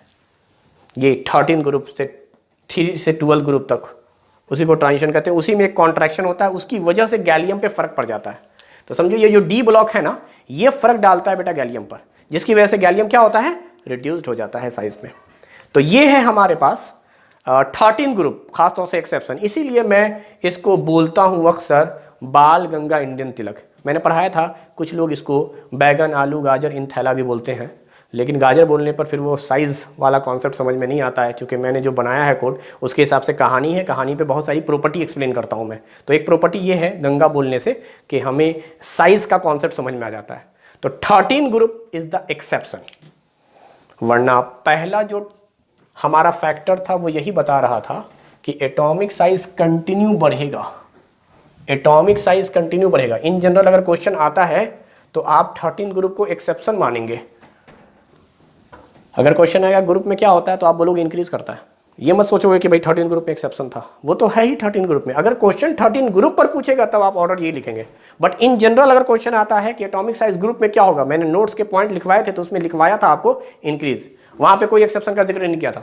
वो जब एग्जाम्पल दे रहे हैं तब बात कर रहे हैं, क्योंकि इतने सारे ग्रुप में एक जगह अगर कोई चीज ऑर्डर बिगड़ जाता है तो उसको हम रूल नहीं मानते, उसको हम एक्सेप्शन मानते हैं। तो आप ये मान के चलिए कि सिर्फ 13 ग्रुप में एक्सेप्शन है, उसके अलावा हर ग्रुप में जैसे जैसे आप ऊपर से नीचे आएंगे साइज बढ़ेगा। तो अब जल्दी जल्दी हम लोग देख लेते हैं 14th ग्रुप। 14 ग्रुप में क्या होगा बेटा, 14 ग्रुप में है कै सी गीत सुनाऊं प्यारे बच्चों, यही है क्या हमारे पास। तो अब इसका मतलब ये हुआ कि हम इसका एटॉमिक नंबर लिख पाएंगे क्या, इसका एटॉमिक नंबर 6 कार्बन का और इसका 14। अब जरा देखो, ये तो 20 के ऊपर है, इसमें 18 जोड़ो 32, इसमें 18 जोड़ो 50, इसमें 32 जोड़ दो, एटॉमिक नंबर आ गया। और लगातार size increase without any exception, ऊपर से नीचे आएंगे ऑर्बिट की वैल्यू बढ़ेगी, ऑर्बिट की वैल्यू बढ़ेगी, साइज बढ़ेगा। 15th ग्रुप निक्टोजेन फैमिली, निक्टोजेन फैमिली कहा था या निकोजेन, नाना पापा आंटी सब बीमार। इसमें क्या बताया था, कार्बन एक नॉन मेटल है, 14 ग्रुप में आ रहे हैं, कार्बन एक नॉन मेटल है और कार्बन एक ऐसा नॉन मेटल है जो कि सॉलिड होता है और ऑर्गेनिक कंपाउंड में बहुत इंपॉर्टेंट है। यानी हमारा जिस्म जो है ना वो कार्बन का बना हुआ है बेटा, सारे सेल कार्बन के बने हुए हैं, सेलुलोज, ग्लूकोज, स्टार्च, जो भी आप पढ़ें सब कार्बन का बना हुआ है। तो कार्बन के कंपाउंड दुनिया में सबसे ज्यादा हैं और जितने भी लिविंग ऑर्गेनिज्म हैं सब के सब कार्बन से बने हैं और कार्बन 14th ग्रुप में, वैलेंस इलेक्ट्रॉन 4 है, टेट्रावैलेंसी है। कार्बन कंपाउंड में आपको डिटेल में बताएंगे कार्बन के बारे में। तो carbon is the non metal. Silicon germanium metalloid है, सिलिकॉन और जर्मेनियम इस ग्रुप में मेटलॉइड है और सिलिकॉन मोस्ट अबंडेंट मेटलॉइड्स है। उसके बाद एसएन मतलब सुनो और पीबी, ये दोनों मेटल हैं बेटा। अच्छा, ये वो मेटल हैं जो एम्फोटेरिक ऑक्साइड बनाते हैं, एम्फोटेरिक ऑक्साइड। एम्फोटेरिक ऑक्साइड का कोड पढ़ाया था, सुनो सब जन की आस हो तुम प्रभु अल्लाह, तो उसमें यही सुनो और प्रभु आ गया। तो याद रखिएगा टोटल 5 मेटल हैं जो बनाते हैं एम्फोटेरिक ऑक्साइड। 2 आपको पता होता है, 2 कौन कौन से हैं, जिंक और एल्युमिनियम। जिंक एल्युमिनियम ये 2 बहुत फेमस हैं, ये एनसीईआरटी किताब में लिखा हुआ है। ये एसएन और पीबी ये दोनों भी हैं। तो टोटल कितने हो गए, 4 मेटल हो गए बेटा, 4 मेटल तो यहीं पे समझ गए। और 5वां मेटल जो सेकंड ग्रुप में पढ़ा है ना, बी बेटा, उसको भी कहते हैं, वो बताया था मैंने, एम्फोटेरिक बनाता है। सेकंड ग्रुप में जो बी है, बेरिलियम यानी बेटा, उसको हम लोग कहेंगे एम्फोटेरिक। तो एक तो सेकंड ग्रुप हो गया, एक 14 ग्रुप के 2 एलिमेंट हो गए लास्ट के, और 2 तो आपको याद ही है, एल्युमिनियम और जिंक। तो कुल मिलाकर ये 5 मेटल है जो एम्फोटेरिक बनाते हैं। खैर, तो ये मैंने ऐसे ही आपको बता दिया समझाने के लिए। असल तो हमें पढ़ना है 15वां ग्रुप। 15वां ग्रुप को निक्टोजेन फैमिली भी कहते हैं या निकोजेन। इसके पहले एटॉमिक नंबर देख लेता हूं मैं। This is 7, this is 15। अब ये 20 के बाद है तो 15 में 18 जोड़ोगे 33, फिर इसमें 18 जोड़ोगे बेटा 51, फिर इसमें 32 जोड़ोगे 83। नाइट्रोजन नॉन मेटल हैं, गैसियस स्टेट में होते हैं, N2 के फॉर्म में एग्जिस्ट करते हैं। फास्फोरस नॉन मेटल है लेकिन सॉलिड है, कार्बन की तरह सॉलिड है और P4 के फॉर्म में एग्जिस्ट करता है। जबकि ये जो आर्सेनिक है, आंटीज को कहा था, और सब ये दोनों के दोनों जो हैं वो मेटलॉइड्स हैं, यानी ये दोनों के दोनों मेटलॉइड्स हैं। इसमें जो Sb है ना बेटा, ये बनाता है एम्फोटेरिक। समझ में आ रहा है, ये बनाता है एम्फोटेरिक और साथ में ये भी बनाता है एम्फोटेरिक। यानी जब भी एम्फोटेरिक बनते हैं तो पेयर में बनते बेटा, जैसे ये दोनों पेयर बना रहा है मेटल, वैसे ही ये दोनों। यही मैंने कोड पढ़ाया था, सुनो सब जन मतलब जिंक की आस हो प्रभु अल्लाह। तो ये 7 तो आपके मेटलॉइड्स आ गए, यानी एक मेटलॉइड बेरिलियम है, एक मेटलॉइड जिंक है, एक एल्युमिनियम है, उसके अलावा ये दोनों टिन और लेड, फिर आर्सेनिक और एंटीमनी। इसका हालांकि कोड मैंने दे दिया है, लेकिन आपको पीरियड टेबल में भी एलिमेंट के बारे में बता रहे हैं। बिस्मथ मेटल है बेटा, 15वें ग्रुप में यही आखिरी मेटल है, इसके बाद अब मेटल नहीं आएंगे, मेटल खत्म हो गए। मेटल पहले ग्रुप से आया है 15वें ग्रुप तक, बिस्मथ पे आके एंड हो गया, अब आगे मेटल नहीं मिलेंगे। खैर, साइज की जहां तक बात है, ऊपर से नीचे आइएगा साइज बढ़ेगा, नो एक्सेप्शन। सिर्फ 13 ग्रुप में एक्सेप्शन है बेटा, उसके अलावा कहीं एक्सेप्शन का नामो निशान नहीं है। 16 ग्रुप को कैल्कोजेन फैमिली कहते हैं। उस से टीपो, उससे टीपो, लगातार साइज बढ़ेगा, नो एक्सेप्शन, बिल्कुल सही बात है। ऊपर से नीचे आइएगा साइज बढ़ेगा, साइज के बढ़ने पर ऑर्बिट बढ़ेगा, ऑर्बिट के बढ़ने पे साइज बढ़ेगा। तो साइज तो बढ़ना है बेटा, साइज बढ़ना है। चलो एटॉमिक नंबर देखो, 8, 16, 20 के बाद है, 16 में क्या जोड़ेंगे 18, फिर क्या जोड़ेंगे 18, फिर क्या जोड़ेंगे 32। साइज लगातार increase, size will continue increases। Oxygen non metal है, O2 के फॉर्म में एग्जिस्ट करता है और सबसे मोस्ट अबंडेंट नॉन मेटल है। Oxygen is the most abundant non metal by mass, जबकि hydrogen is most abundant non metal by number. Number के हिसाब से पूछेगा तो हाइड्रोजन है, और अगर मास की वजह से पूछेगा तो ऑक्सीजन है। सल्फर सेलेनियम दोनों 8 के फॉर्म में एग्जिस्ट करते हैं, मतलब 8, S8 Ase8, दोनों के दोनों सॉलिड नॉन मेटल हैं और ये दोनों के दोनों मेटलॉइड्स हैं, इसमें एक भी मेटल नहीं आया। 17वां ग्रुप जो है this is halogen family, halogen family, fluorine, chlorine, bromine, iodine, astatine. इसी को मैंने कहा था fast food, cold drink, burger, ice cream, at. तो अब बताओ इसका वैलेंस एटॉमिक नंबर 9, इसमें हम क्या जोड़ेंगे बेटा? 8, 17, यहाँ तक तो पता ही है। अब यहाँ 20 के बाद 18 जोड़ दे, 18 जोड़ दे, 32 जोड़ दे। क्या एटॉमिक साइज लगातार बढ़ेगा? बिल्कुल।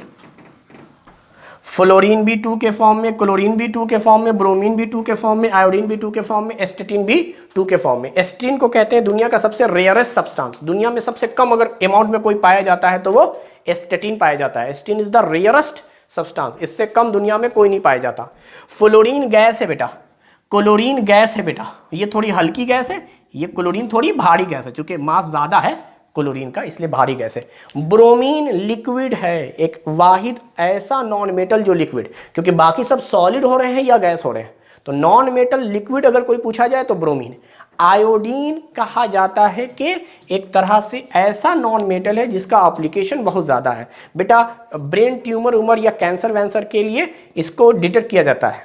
कोबाल्ट का भी इस्तेमाल करते हैं और इसके आयोडीन के भी आइसोटॉप्स का इस्तेमाल करते हैं। दूसरी बात, आयोडीन जो है ना वो ग्वाइटर, घेंघा जो होता है उसमें भी इस्तेमाल किया जाता है। यानी आयोडीन की कमी की वजह से थायरॉक्सिन या थायराइड ग्लैंड आप कहें वो उतना ज़्यादा एक्टिव नहीं होता है, जिसकी वजह से ग्वाइटर हो जाता है, घेंघा हो जाता है।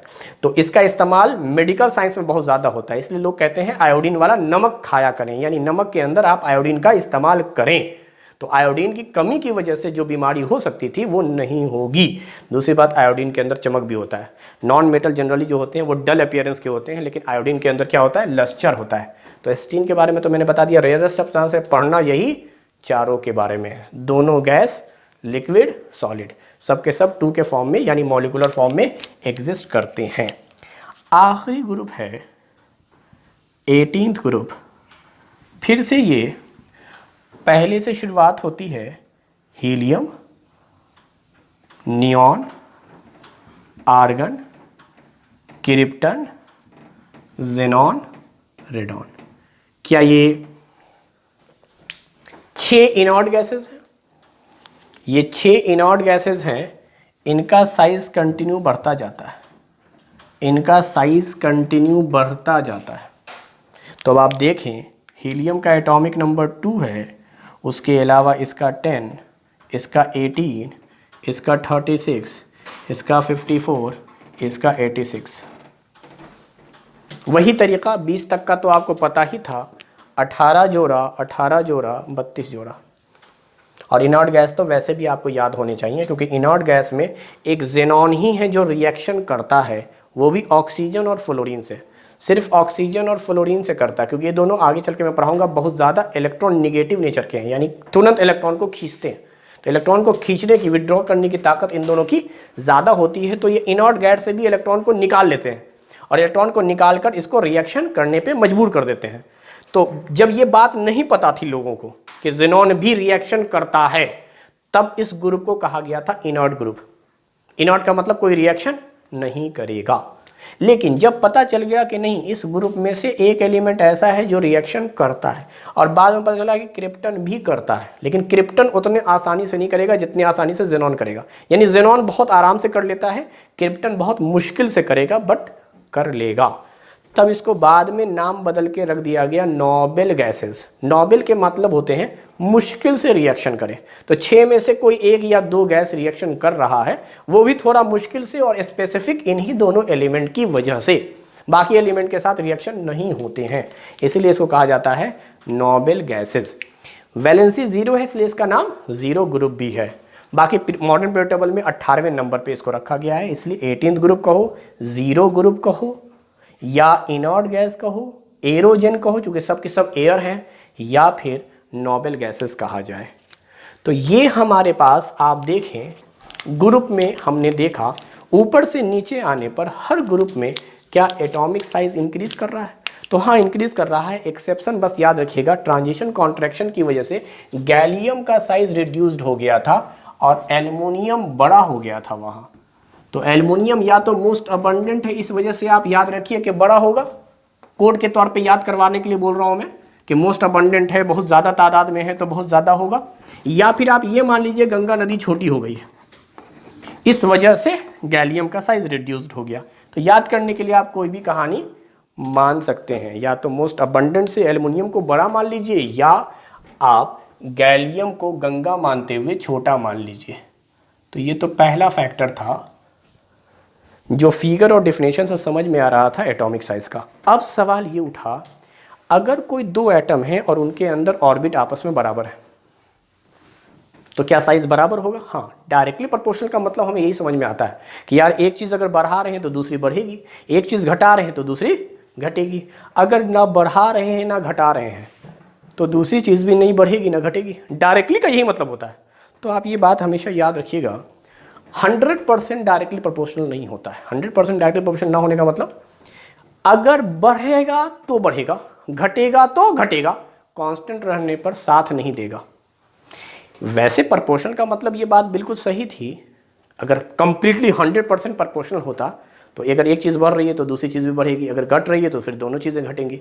लेकिन मैं कह रहा हूँ 100% एटॉमिक साइज है वो ऑर्बिट का 100% डायरेक्टली प्रोपोर्शनल नहीं होता है।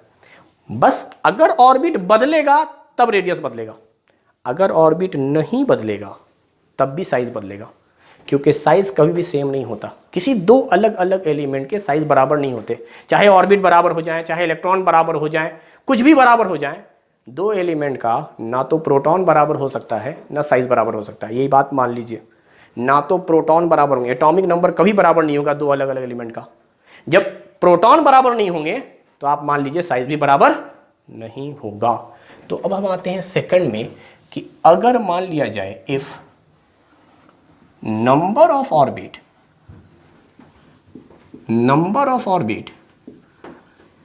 is same or constant,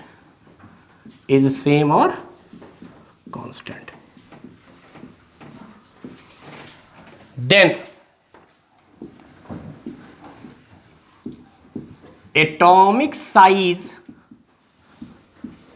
is determined by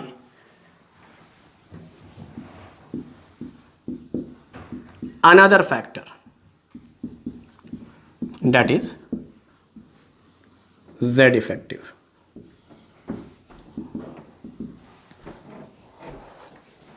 Z effective से निकालते हैं बेटा। अब क्वेश्चन ये उठा कि ये Z इफेक्टिव क्या है, व्हाट इज Z इफेक्टिव। तो Z इफेक्टिव के बारे में लिखिए Z माइनस सिग्मा, ये फॉर्मूला है Z इफेक्टिव का। और ये कॉन्सेप्ट कहां अप्लाई होगा,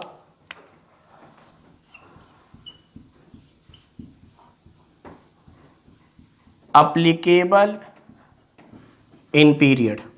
तो पीरियड में Z इफेक्टिव पर एटॉमिक साइज डिपेंड करेगा और ग्रुप में ऑर्बिट पर, ग्रुप में ऑर्बिट पे। यही ग्रुप और पीरियड का नाम है पीरियोडिक टेबल। ग्रुप और पीरियड का ही बना है पीरियड टेबल। तो यही दो फैक्टर है बेटा, एक ऑर्बिट, ऑर्बिट तो समझ में आता है, Z इफेक्टिव में समझना है और पीरियड में कैसे कैसे चीजें हो रही हैं। तो एक तो Z इफेक्टिव हो गया Z माइनस सिग्मा। दूसरी बात, Z इफेक्टिव को मैं कहता हूं अट्रैक्शन। अभी मैं आगे समझाऊंगा, इसका नाम है बेटा attraction. Attraction between orbit and nucleus. Nucleus और ऑर्बिट के बीच के जो अट्रैक्शन है उसको हम लोग कहते हैं Z इफेक्टिव। अब सोचो, अभी से पहले तक हम लोग देख रहे थे कि न्यूक्लियस से ऑर्बिट की जो दूरी है उसको एटॉमिक साइज, तो अगर ऑर्बिट बढ़ता चला गया तो साइज बढ़ता चला गया। लेकिन अब हम अट्रैक्शन पढ़ रहे हैं, अगर अट्रैक्शन बढ़ेगा तो साइज घटेगा। अट्रैक्शन का मतलब हुआ न्यूक्लियस ने ऑर्बिट को अपने पास खींच लिया या ऑर्बिट खींच लेगा न्यूक्लियस को। भाई साइज तो दोनों सूरत में कम होगा, चाहे न्यूक्लियस ऑर्बिट की तरफ चला जाए या ऑर्बिट न्यूक्लियस की तरफ चला है। तो साइज हमेशा कह सकते हैं आप Z इफेक्टिव के इनवर्सली प्रोपोर्शनल हो गया। तो साइज को हम R से रिप्रेजेंट कर रहे थे, तो R is inversely proportional to Z effective. तो z इफेक्टिव के इनवर्सली प्रोपोर्शनल हो जाता है हमारा साइज। तो पहला फैक्टर था डायरेक्टली, दूसरा फैक्टर है इनवर्सली। अब चूंकि यहीं पर सारी बातें समझनी है तो फिर से वैसे ही नोट्स के तौर पे आप लिख लीजिए कि पीरियड में क्या क्या होता है, फिर यहां से जब समझाएंगे तब वापस आकर बताएंगे कि इन पीरियड आपको क्या समझना है। तो इन पीरियड आपको समझना है नंबर 1, पहली बात, फर्स्ट नंबर 1 पहली चीज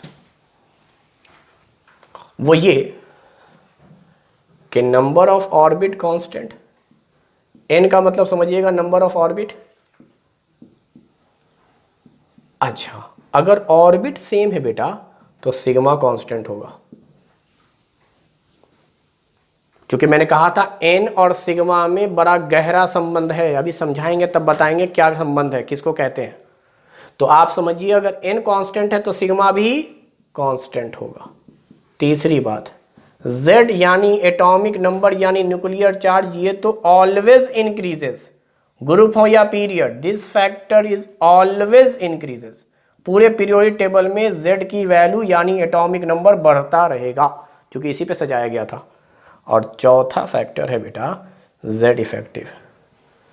z इफेक्टिव बढ़ता है, क्योंकि हम लोग z इफेक्टिव को z भी कहते हैं, यानी कुल मिला के एटॉमिक नंबर को अभी अपने लेवल पर। हालांकि मैं कहना पसंद नहीं करता हूं, मैं बताऊंगा क्यों नहीं करता हूं। आप z को z इफेक्टिव अभी अपने लेवल पे मानिए। तो अगर z बढ़ रहा है तो z इफेक्टिव भी बढ़ेगा। हालांकि मैंने क्यों कहा कि मैं नहीं कहता हूं, क्योंकि मैंने अभी सिखाया है आपको ग्रुप में z की वैल्यू तो हमेशा बढ़ेगी, लेकिन z इफेक्टिव ग्रुप में कांस्टेंट रहेगा। तो z के बढ़ने पर z इफेक्टिव बढ़े ऐसा जरूरी नहीं है। तो अभी आप मानिए कि z के बढ़ने पर z इफेक्टिव बढ़ रहा है। z इफेक्टिव अट्रैक्शन था बेटा, अगर z इफेक्टिव बढ़ेगा तो क्या हम लोग कहेंगे साइज हमारा, लिख देता हूं मैं, r से रिप्रेजेंट करते हैं, this is r, atomic size decrease. तो पीरियड में साइज डिक्रीज करेगा, ग्रुप में इंक्रीज करेगा। ग्रुप में इंक्रीज करेगा ऑर्बिट की वजह से, पीरियड में डिक्रीज करेगा z इफेक्टिव की वजह से। जो हमारे पास फैक्टर है ना वो दोनों इंक्रीज करते हैं। ग्रुप में फैक्टर था ऑर्बिट, ऑर्बिट इंक्रीज करता है, क्योंकि ऑर्बिट के साइज डायरेक्टली प्रोपोर्शनल थे इसलिए साइज भी इंक्रीज करेगा। पीरियड में जो फैक्टर हमारा है वो z इफेक्टिव है, z इफेक्टिव इंक्रीज करता है। z इफेक्टिव इंक्रीज करेगा तो हमारा साइज डिक्रीज करेगा। नाउ अब हम इधर लिखेंगे टर्मोलॉजी को, उसके बाद इधर एक्सप्लेन करेंगे इन सारे टर्मोलॉजी को कि वो क्या क्या था, और यहीं से आपका हाई लेवल कॉन्सेप्ट शुरू हो रहा है। तो आप समझिए, पहले मैं z को एक्सप्लेन करूंगा, z क्या है। तो आपको सिर्फ इतना ही पता था कि z न्यूक्लियर चार्ज है, सिर्फ आप इतना ही जानते थे कि एटॉमिक नंबर है।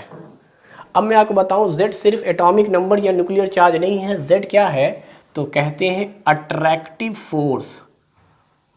Attractive force acted on outer most electron.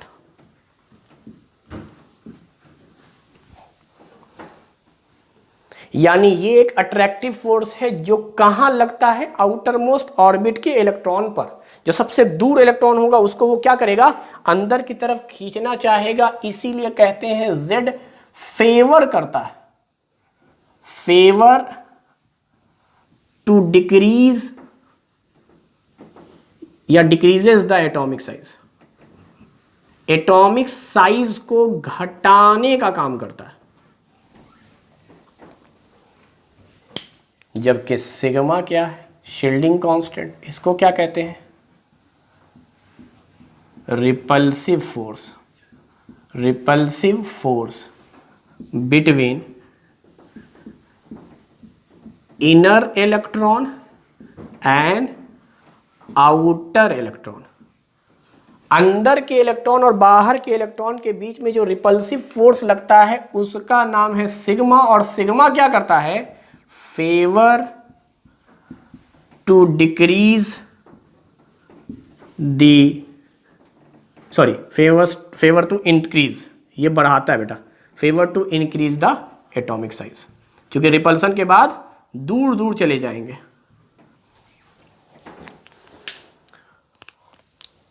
तीसरी बात, जेड इफेक्टिव क्या है? जेड इफेक्टिव, इसका वैसे तो पूरा नाम है इफेक्टिव न्यूक्लियर चार्ज। इफेक्टिव को ही शॉर्ट में लिखा गया है EFF, ये पूरा इफेक्टिव है वर्ड, इफेक्टिव, और जेड को कहा गया था न्यूक्लियर चार्ज, तो इसका नाम हो जाएगा effective nuclear charge. Effective nuclear charge ये क्या है? तो कहते हैं net attractive force between outer electron and nucleus.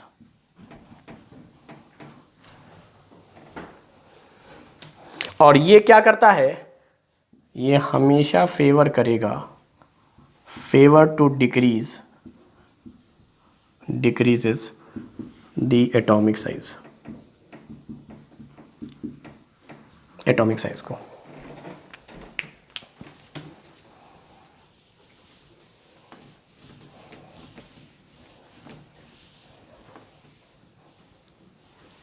तो आप ये मान के चलिए कि हमेशा दो ही चीज़ें हैं, एक है जेड इफेक्टिव और दूसरा है हमारे पास ऑर्बिट। बस इन्हीं दोनों पे काम होना है। इफेक्टिव न्यूक्लियर चार्ज का आपको पहले भी फॉर्मूला पढ़ाया गया था, Z माइनस सिग्मा। अब ये क्यों पढ़ाया गया है बताया जाएगा।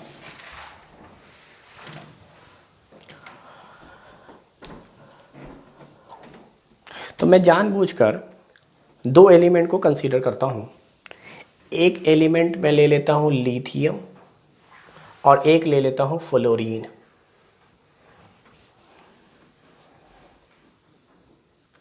स्ट्रक्चर तो मैं नीचे बनाऊंगा, पहले कॉन्फ़िगरेशन लिखता हूँ।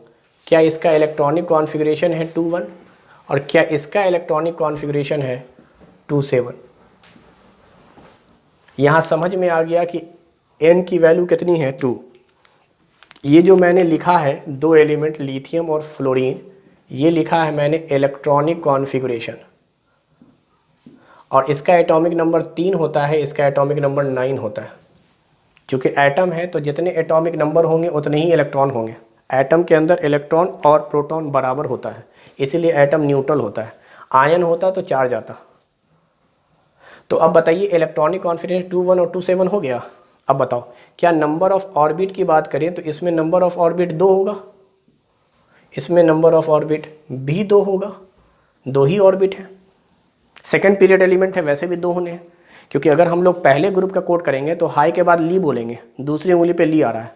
और ये है 17वें ग्रुप में, 17वां ग्रुप शुरू ही 2 से होता है। बस पहला और आखिरी ग्रुप पहली उंगली से शुरू होता है, पहला और आखिरी मतलब 18वां। तो 17वां तो 2 से शुरुआत हुई है, यही है फ्लोरीन। तो इसके अंदर तो 2 ही ऑर्बिट होंगे, कॉन्फ़िगरेशन से भी देख लिया हम लोगों ने, और साथ में यहाँ हम लोगों ने फिंगर वाला जो अपना ट्रिक था उससे भी देख लिया। तो 2 ऑर्बिट है बेटा, तो ऑर्बिट तो सेम हो गया। अब ऑर्बिट सेम हो गया है तो अब आप कैसे देखेंगे? तो अब मैं बता रहा हूँ सिग्मा किसको कहते हैं। सिग्मा कहते हैं अंदर का जितना इलेक्ट्रॉन बाहर के जितने इलेक्ट्रॉन को रिपेल करे। तो आप हमेशा अंदर का इलेक्ट्रॉन देखेंगे, ये 2 इलेक्ट्रॉन ये बाहर के इलेक्ट्रॉन को रिपेल कर रहा है। ये अंदर का जो इलेक्ट्रॉन है ये बाहर के इलेक्ट्रॉन को क्या कर रहा है? रिपेल कर रहा है। तो अंदर कितने इलेक्ट्रॉन हो गए बेटा? 2। तो इसका हम मान लेते हैं रिपल्सिव फोर्स 2 है। यहां पर भी अंदर के 2 इलेक्ट्रॉन बाहर के इलेक्ट्रॉन को रिपेल कर रहे हैं, तो रिपल्सिव फोर्स कितना है? 2। रिपल्सिव फोर्स कितना है? 2। अब बताओ Z कितना है? 3। यहां पे Z कितना है? 9। Z इफेक्टिव कितना है? अब ऐसे ही कैलकुलेशन बताऊंगा। Z इफेक्टिव होता है Z माइनस सिग्मा, 3 में से 2 घटा दो 1। यहां पर Z इफेक्टिव क्या निकल कर आएगा? 7। तो Z इफेक्टिव बढ़ गया, हालांकि Z भी बढ़ा है लेकिन सिग्मा कांस्टेंट है, N कांस्टेंट है। अब इसको डायग्राम से समझिए, यहां पे सिर्फ इसलिए लिखा था ताकि आपको मैं कंपेयर कर सकूं जो इधर लिखा है एक्सप्लेनेशन उससे, कि सिग्मा क्या है, Z क्या है और Z इफेक्टिव क्या है। ये पूरा कंप्लीट इंफॉर्मेशन है। तो लिथियम का एक डायग्राम हम बना रहे हैं। लिथियम का डायग्राम अगर आप बनाओगे स्ट्रक्चर, तो आप पाओगे न्यूक्लियस के अंदर 3 प्रोटॉन, न्यूट्रॉन से हमें कोई मतलब नहीं है, हालांकि न्यूट्रॉन भी है बट न्यूट्रॉन तो मास को रिप्रेजेंट करता है। तो क्या ये पहला ऑर्बिट है? पहले ऑर्बिट में 2 इलेक्ट्रॉन, और ये दूसरा ऑर्बिट है, इस दूसरे ऑर्बिट में 1 इलेक्ट्रॉन। यही कॉन्फिगरेशन था 2 और 1। इसका मतलब साइज डिसाइड होता है आउटर मोस्ट ऑर्बिट से। अंदर का ऑर्बिट कहीं भी जाए उससे साइज थोड़ी डिसाइड होगा, साइज तो डिसाइड होगा बाहर के ऑर्बिट से। जैसे इस रूम का अगर मुझे साइज डिसाइड करना है तो ये वाल डिसाइड करेगा, अंदर का चेयर डिसाइड नहीं करेगा। चेयर को हम वाल से जाकर सटा दें, चेयर को अंदर ले आएँ, यानी ये पहला ऑर्बिट अंदर बाहर कहीं भी चला जाए उससे डिसाइड नहीं होना साइज। साइज हमेशा आउटर मोस्ट ऑर्बिट से डिसाइड होना है। तो अब आप मुझे बताइए, क्या ये प्रोटॉन इस अंदर के इलेक्ट्रॉन को भी अपनी तरफ अट्रैक्ट करेंगे और इस इलेक्ट्रॉन को भी, आउटर मोस्ट ऑर्बिट के इलेक्ट्रॉन को भी? क्योंकि इलेक्ट्रॉन का चार्ज निगेटिव है और इसका चार्ज पॉजिटिव है। ये 3 प्रोटॉन है बेटा, 3+ चार्ज है प्रोटॉन की वजह से। तो प्रोटॉन क्या करेगा? खींचेगा। और प्रोटॉन ही क्यों खींचेगा, इलेक्ट्रॉन क्यों नहीं खींच पाएगा? तो ये बात भी आपको पहले पढ़ाया जा चुका है कि प्रोटॉन का जो मास है ना, वो इलेक्ट्रॉन के मास से लगभग 2000 टाइम्स बड़ा है। 2000 टाइम्स। एक्चुअल वैल्यू तो 1837 है, यानी 1837 इलेक्ट्रॉन को तराजू के एक पल्ले पर रख दीजिए और प्रोटॉन को एक पल्ले पर रखिए, तब जाके बराबर होगा। तो इसका मतलब प्रोटॉन का मास ज़्यादा है, इसलिए प्रोटॉन ही खींच लेगा, इसलिए आउटर मोस्ट ऑर्बिट के इलेक्ट्रॉन अंदर की तरफ खींचे चले जाएंगे। इसी खींचने की वजह से साइज कम हो गया। जितना ज़्यादा प्रोटॉन अंदर खींचेगा उतना साइज कम करेगा। तो मैं इसी को, ये जो न्यूक्लियस का प्रोटॉन आउटर मोस्ट ऑर्बिट को अंदर की तरफ खींचता है, इसी खींचने को जेड बोलते हैं। जेड एक अट्रैक्टिव फोर्स है जो न्यूक्लियस लगा रहा है आउटर मोस्ट ऑर्बिट को। तो अब कितना लगा रहा है? हमने मान लिया जितने प्रोटॉन है उतना लगा रहा है, ऐसे ही समझने के लिए। हालांकि ये कोई हार्ड एंड फास्ट रूल नहीं है कि 3 न्यूटन का फोर्स लगेगा। मैंने मान लिया कि जितने प्रोटॉन थे उतना फोर्स लगाया, तो चूंकि प्रोटॉन 3 थे तो 3 न्यूटन का फोर्स लगा अंदर की तरफ। अच्छा आप सोचो, अगर इलेक्ट्रॉन अंदर की तरफ आएगा तो अंदर ये 2 इलेक्ट्रॉन हैं, इन दोनों इलेक्ट्रॉन पे निगेटिव चार्ज है, तो अंदर का इलेक्ट्रॉन इस इलेक्ट्रॉन को रिपेल करेगा, क्योंकि same charge repel each other. तो बेटा अंदर के ये दोनों इलेक्ट्रॉन इस इलेक्ट्रॉन को इधर भेजेंगे बाहर की तरफ। इसीलिए कहा था सिग्मा साइज बढ़ाता है। अगर ये इलेक्ट्रॉन बाहर की तरफ आएगा तो साइज बढ़ेगा, और जेड अंदर की तरफ खींच रहा है, यानी जो इलेक्ट्रॉन होते हैं उस पर हमेशा 2 फोर्स लगता है। न्यूक्लियस अंदर की तरफ खींचता है, और अंदर अगर इलेक्ट्रॉन पहले से मौजूद हैं तो वो उस इलेक्ट्रॉन को जो अंदर की तरफ आ रहा है उसको बाहर की तरफ रिपेल करेंगे। इसी रिपल्सिव को हम लोग सिग्मा कहते हैं। सिग्मा कहते हैं रिपल्सिव फोर्स को। तो अंदर के कितने इलेक्ट्रॉन हैं? 2। तो हमने माना 2 इलेक्ट्रॉन ने 2 यूनिट से रिपेल किया, इसीलिए मैंने कहा 2 इलेक्ट्रॉन रिपेल कर रहे हैं, इसलिए सिग्मा की वैल्यू 2। 2 इलेक्ट्रॉन रिपेल कर रहे हैं इसलिए सिग्मा की वैल्यू 2। और ऑर्बिट तो 2 है ही, ऑर्बिट तो 2 है ही, तो ऑर्बिट सेम, सिग्मा सेम। अब बताओ जेड की वैल्यू और सिग्मा की वैल्यू दोनों घटेगी। दोनों घटेगी क्यों? क्योंकि इस इलेक्ट्रॉन पे नेट फोर्स कितना लगा है। अब मान लो तुम ही हो, तुम्हें कोई आदमी इधर खींच रहा है 3 न्यूटन के फोर्स से, और इधर कोई खींच रहा है 2 न्यूटन के फोर्स से, तो जाहिर सी बात है तुम इसी तरफ आओगे। लेकिन तुम इस तरफ आओगे किधर, कितने से? 1 न्यूटन के फोर्स से। हालांकि लगाया तो 3 है, लेकिन इधर भी तो लगा है। इसलिए मैंने कहा मैं पूरी तरह से Z को Z इफेक्टिव नहीं कहता, एटॉमिक नंबर को इफेक्टिव न्यूक्लियर चार्ज नहीं कहता। मतलब Z, बहुत सारे लोग Z कह देते हैं कि सीधे सीधे एटॉमिक नंबर देख लिया करो यार, लेकिन सच्चाई ये है कि कॉन्सेप्ट में अगर आप जाएंगे ना तो सिर्फ एटॉमिक नंबर नहीं है बल्कि Z इफेक्टिव है। ये अगर एटॉमिक नंबर सोचेंगे तो ऐसा लगेगा 3-3 न्यूटन से अंदर आ रहा है, 3-3 न्यूटन से, लेकिन हकीकत क्या है? 2 न्यूटन से उधर भी जा रहा था। तो ये इलेक्ट्रॉन जो है वो हकीकत में नेट 1 न्यूटन से इधर आएगा, इसको कहेंगे Z इफेक्टिव। 1 न्यूटन के चार्ज से।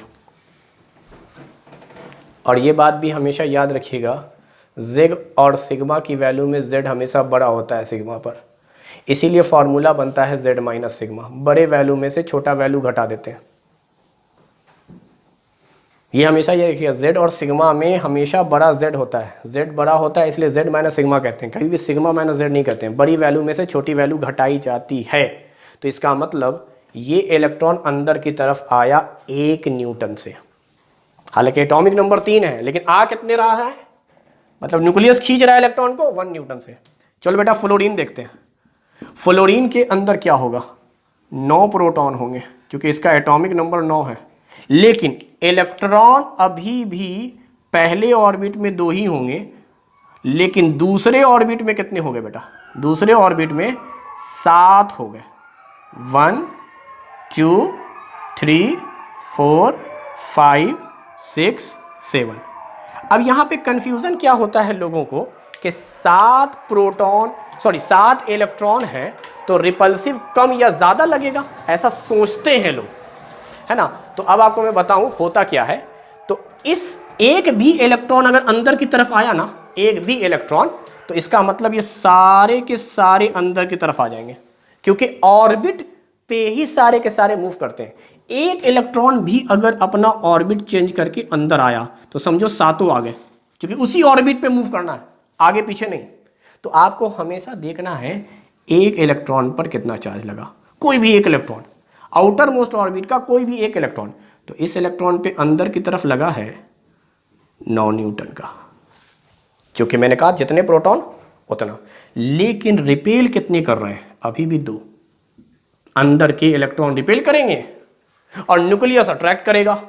तो इस एक इलेक्ट्रॉन पे फ्लोरीन का जो आउटर मोस्ट ऑर्बिट का इलेक्ट्रॉन है, इस इलेक्ट्रॉन पे इधर अट्रैक्शन लगा है 9 यूनिट का, इधर रिपल्सन लगा है 2 यूनिट का। तो Z इफेक्टिव कितना हुआ, कितने न्यूटन से इफेक्टिव जा रहा है, तो 7 से इधर जा रहा होगा बेटा। तो इन दोनों में अगर आप देखें तो 2 ऑर्बिट है, लिथियम में 2, फ्लोरीन में भी 2, मगर न्यूक्लियस सेकेंड ऑर्बिट को खींच रहा है एक जगह 1 यूनिट से, एक जगह 7 यूनिट से। तो जहां 7 से खींच रहा है वहां ज्यादा खींच लिया, जहां 1 से खींचा होगा वहां कम खींचा होगा। तो इन दोनों में बड़ा कौन हो गया, लिथियम। था दो ही ऑर्बिट का, लेकिन खींचा बस 1 यूनिट से खींचा तो स्लाइटली कम हुआ। दूसरी जगह था वही 2 ऑर्बिट, लेकिन खींचा 7 यूनिट से, काफी अंदर आ गया। तो फ्लोरीन का साइज काफ़ी छोटा हो जाता है, हालांकि है 2 ही ऑर्बिट, लेकिन छोटा होने की वजह है कि न्यूक्लियस के अंदर प्रोटॉन बहुत ज़्यादा है। प्रोटॉन है ज़्यादा तो अट्रैक्शन ज़्यादा होगा। तो याद रखिएगा पीरियड में ऐसा ही होता है। तो मैं पहले एक बार पीरियड का ऑर्डर लिख देता हूँ, फिर मैं ग्रुप पे वापस आकर यही कॉन्सेप्ट लगाकर सोचूंगा कि आखिर ऐसा ग्रुप में क्यों नहीं हुआ, ग्रुप में ऑर्बिट पे ही क्यों डिपेंड किया, Z इफेक्टिव पे क्यों डिपेंड नहीं किया। तो अब मुझे बताया जाए, अगर हम लोग सेकेंड पीरियड पढ़ने जा रहे हैं, सेकेंड पीरियड में कौन कौन से एलिमेंट हैं बेटा। तो सेकेंड पीरियड में एलिमेंट है lithium, beryllium, boron, carbon, nitrogen, oxygen, fluorine, neon. हम लोग नियॉन को अभी कंसीडर नहीं करेंगे, इनॉर्ड गैस हम लोग अभी नहीं लेंगे। तो लिथियम का साइज बड़ा, बेरिलियम से साइज लगातार डिक्रीज होता चला जाएगा, हम लोग उसको नहीं लेंगे क्योंकि वो इनॉर्ड गैस है। अब ये क्यों बढ़ रहा है, रीज़न बताया जाए। तो रीज़न बताने के लिए हम लोग अब डायग्राम नहीं देखेंगे, सिंपली हम लोग लिख लेंगे कि लिथियम का एटॉमिक नंबर 3, इसका 4, इसका 5, इसका 6, इसका 7, इसका 8, इसका 9। ये जो लिखा है ये Z वैल्यू है, इतना मान लेना ये Z वैल्यू है। अब देखो इलेक्ट्रॉनिक कॉन्फ़िगरेशन लिखो, 2 1 2 2 2 3 2 4 2 5 2 6 2 7।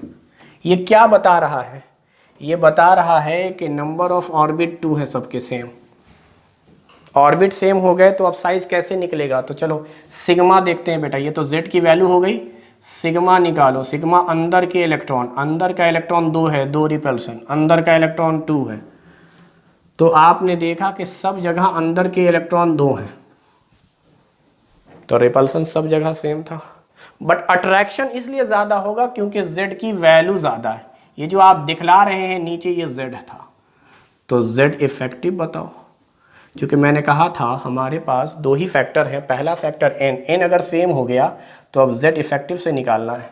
z इफेक्टिव के लिए z और सिग्मा जानना चाहिए। तो z और सिग्मा बताओ, z यहाँ 3, सिग्मा 2, 3 में से 2 गया, z इफेक्टिव की वैल्यू 1। 4 है z की वैल्यू, सिग्मा की वैल्यू 2 है, 4 में से 2 गया, 5 minus 2, 6 minus 2, 7 minus 2, 8 minus 2, 9 minus 2। तो क्या समझ में आया कि z इफेक्टिव की वैल्यू लगातार बढ़ रही है, z की वैल्यू लगातार बढ़ रही है, n और सिग्मा कांस्टेंट है, n भी नहीं बढ़ा, सिग्मा भी नहीं बढ़ा। तो ये हुआ बेटा सेकंड पीरियड में, क्योंकि z की वैल्यू बढ़ी यानी अट्रैक्शन बढ़ा है। लिथियम में 1, बेरिलियम में 2 से खींचा और नज़दीक, बोरॉन में 3 से खींचा, जैसे जैसे आप आगे कार्बन में 4 से खींचा, नाइट्रोजन में 5 से, वही सेकंड ऑर्बिट को खींच रहे हैं अब ज़्यादा। यही z इफेक्टिव है, सेम को खींचा जा रहा है। अगर मैं इसी को थर्ड पीरियड पे समझा दूं बेटा, थर्ड पीरियड, तो थर्ड पीरियड में क्या होता है, sodium, magnesium, aluminium, silicon, phosphorus, sulphur, chlorine, argon. अब मुझे बताओ, क्या हम लोग 11, 12, 13, 14, 15, 16, 17, 18 देखेंगे? अब मुझे बताओ साइज क्या होगा? साइज लगातार डिक्रीज करेगा, पीरियड में लगातार साइज डिक्रीज करता है, पीरियड में लगातार साइज डिक्रीज करता है।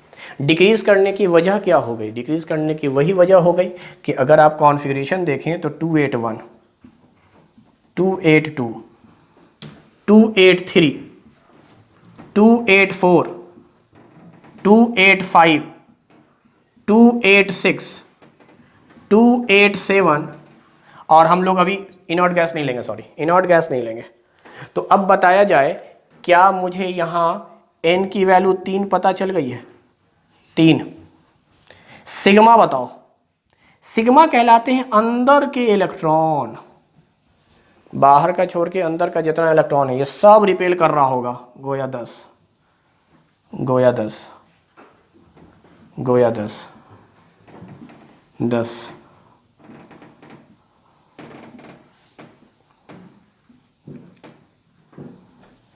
तो अगर n की value same, sigma same, sigma same और z की वैल्यू बढ़ती जा रही है, तो इसका मतलब z इफेक्टिव बढ़ता चला जाएगा। क्यों? 11 में से 10 गया 1, 12 में से 10 गया 2, 13 में से 10 गया 3, 14 में से 10 गया 4, 15 में से 10 गया 5, 16 में से 10 गया 6, 17 में से 10 गया 7। तो आप n को सिग्मा समझा कीजिए, n बढ़ेगा तभी सिग्मा बढ़ेगा, n नहीं बढ़ेगा सिग्मा नहीं बढ़ेगा। पीरियड में बेटा n बढ़ता ही नहीं है, n नहीं बढ़ता सिग्मा नहीं बढ़ता। अब ज़रा खुद से सोचो, मैथ वाला थोड़ा सा कॉन्सेप्ट यहाँ लग जाएगा। अगर हम ये मान लें, अगर हम ये मान लें कि z माइनस सिग्मा है, और मैं कह रहा हूँ z की वैल्यू तो लगातार बढ़ेगी पीरियड टेबल में, सिग्मा बढ़ ही नहीं रहा है, तो अगर ये नहीं बढ़ रहा है और ये बढ़ रहा है तो z इफेक्टिव बढ़ेगा, z इफेक्टिव बढ़ेगा। कैसे बढ़ेगा? मान लेते हैं ये 10 है, ये 5 है, अब ये 5 ही रहे, ये बढ़ के हो जाए 12, ये बढ़ के हो जाए 14, ये बढ़ के हो जाए 18। तो सोचो ना, इनका डिफरेंस तो बढ़ रहा है। डिफरेंस की वैल्यू यहाँ 5 आई थी, यहाँ पे कितनी आ जाएगी? 7 आ जाएगी, यहाँ पे कितनी आ जाएगी? 9 आ जाएगी, यहाँ पे कितनी आ जाएगी? 13 आ जाएगी। तो अगर सिग्मा सेम हो गया तो z इफेक्टिव बढ़ जाता है, क्योंकि z तो बढ़ना ही है। तो n अगर सेम है तो सिग्मा सेम है, n और सिग्मा दोनों सेम होता है पीरियड में, तो पीरियड में बेटा z इफेक्टिव को बढ़ना ही है। मगर अगर दोनों बढ़ रहे हों, सोचो, तो क्या z इफेक्टिव बढ़ेगा? तो जवाब है नहीं। अगर मैंने कहा ये 10, ये कहा 5, मैंने कहा ये बढ़ के हो गया 12, ये बढ़ के हो गया 7, ये बढ़ के हो गया 14, ये बढ़ के हो गया 9, ये बढ़ के हो गया 18, ये बढ़ के हो गया 13, ये दोनों बढ़ रहे हैं, सिग्मा भी बढ़ता जा रहा है, z भी बढ़ता जा रहा है। z तो खैर बढ़ेगा ही बढ़ेगा, आपको बस सिग्मा सोचना है। अच्छा, सिग्मा कब बढ़ेगा? जब n बढ़ेगा। n कहाँ बढ़ता है? ग्रुप में। तो ग्रुप में सिग्मा भी बढ़ा, z भी बढ़ा, तो z इफेक्टिव नहीं बढ़ेगा बेटा। ये 5, 5, 5, z इफेक्टिव सेम। और 2 ही फैक्टर है, एक फैक्टर सेम हो गया तो दूसरे पे डिपेंड करेगा पूरी तरह से। तो ग्रुप में Z इफेक्टिव पे काम नहीं करता, ग्रुप में Z इफेक्टिव सेम रहते हैं। अब ग्रुप में Z इफेक्टिव सेम कैसे होता है उस बात की तरफ आ जाते हैं, लेकिन उस बात की तरफ आने से पहले एक एक्सेप्शन आपको ये याद करा दें कि आपको याद ये रखना है कि ग्रुप में गैलियम यानी गंगा एक्सेप्शन है 13 ग्रुप में, बस एक ही जगह। उसके अलावा हर जगह आप चलते थे तो आप ये मानते थे कि साइज बढ़ता जाता है, बस ट्रांजिशन कॉन्ट्रैक्शन की वजह से गंगा छोटी हो गई है 13वें ग्रुप में। लेकिन पीरियड में आपको हमेशा एक्सेप्शन मानना है। एक्सेप्शन किसको मानना है? इनर्ट गैस को। इनर्ट गैस का साइज अपने पीरियड में सबसे बड़ा होता है, इसीलिए मैंने इनर्ट गैस छोड़ दिया था। इनर्ट गैस पे कोई रूल अप्लाई नहीं करना है, ना ऑर्बिट वाला ना जेड इफेक्टिव वाला, कुछ नहीं। सिंपली कहना है इनर्ट गैस अपने पीरियड में, ये जो सेम पीरियड है ना, lithium beryllium boron carbon nitrogen oxygen fluorine neon, inert gas है क्या? बड़ी होगी। ये थर्ड पीरियड में क्लोरीन तक आए, आर्गन इनर्ट गैस है क्या? बड़ी होगी। इनर्ट गैस का साइज हमेशा बड़ा होगा, ऑलवेज। इसमें जेड इफेक्टिव नहीं लगाएंगे। इनर्ट गैस का साइज अपने पीरियड में हमेशा बड़ा होगा, ये बात मानकर चलना है। तो अब अगर मैं इसी को इस तरह से लिख दूं कि नहीं, मुझे लगातार इंक्रीजिंग ऑर्डर चाहिए, मुझे लगातार इंक्रीजिंग ऑर्डर चाहिए, तो इंक्रीजिंग ऑर्डर पे मुझे बताया जाए सबसे बड़ा साइज सेकंड पीरियड में कौन होगा? Inert gas. और सेकंड इनर्ट गैस नियोन है, first inert gas helium, second inert gas neon, तो नियोन आएगा बेटा। उसके बाद आ जाएंगे lithium, beryllium, boron, carbon, nitrogen, oxygen, fluorine. Clear? तो ये है हमारे पास order, neon, lithium, beryllium, boron, carbon, nitrogen, oxygen, fluorine. Third period में भी ऐसा ही है। अब ये क्यों है, ये तो मैं नेक्स्ट क्लास में आपको बताऊंगा कि इनर्ट गैस क्यों बड़ा है, ये एक्सप्लेनेशन जरूर दूंगा। तो थर्ड पीरियड का अगर मैं ऑर्डर लिखूं लगातार इंक्रीजिंग वाला, तो मैं कहूंगा कि थर्ड पीरियड में भी सबसे बड़ा साइज आर्गन है।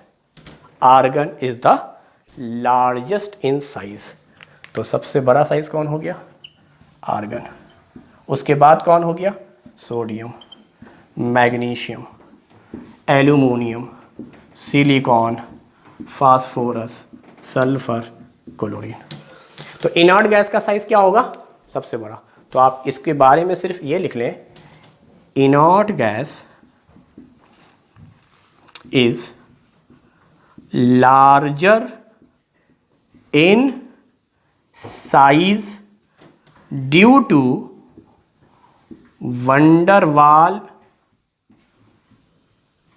रेडियस। इसमें एक रेडियस लगता है, इसका नाम है वंडर वाल रेडियस।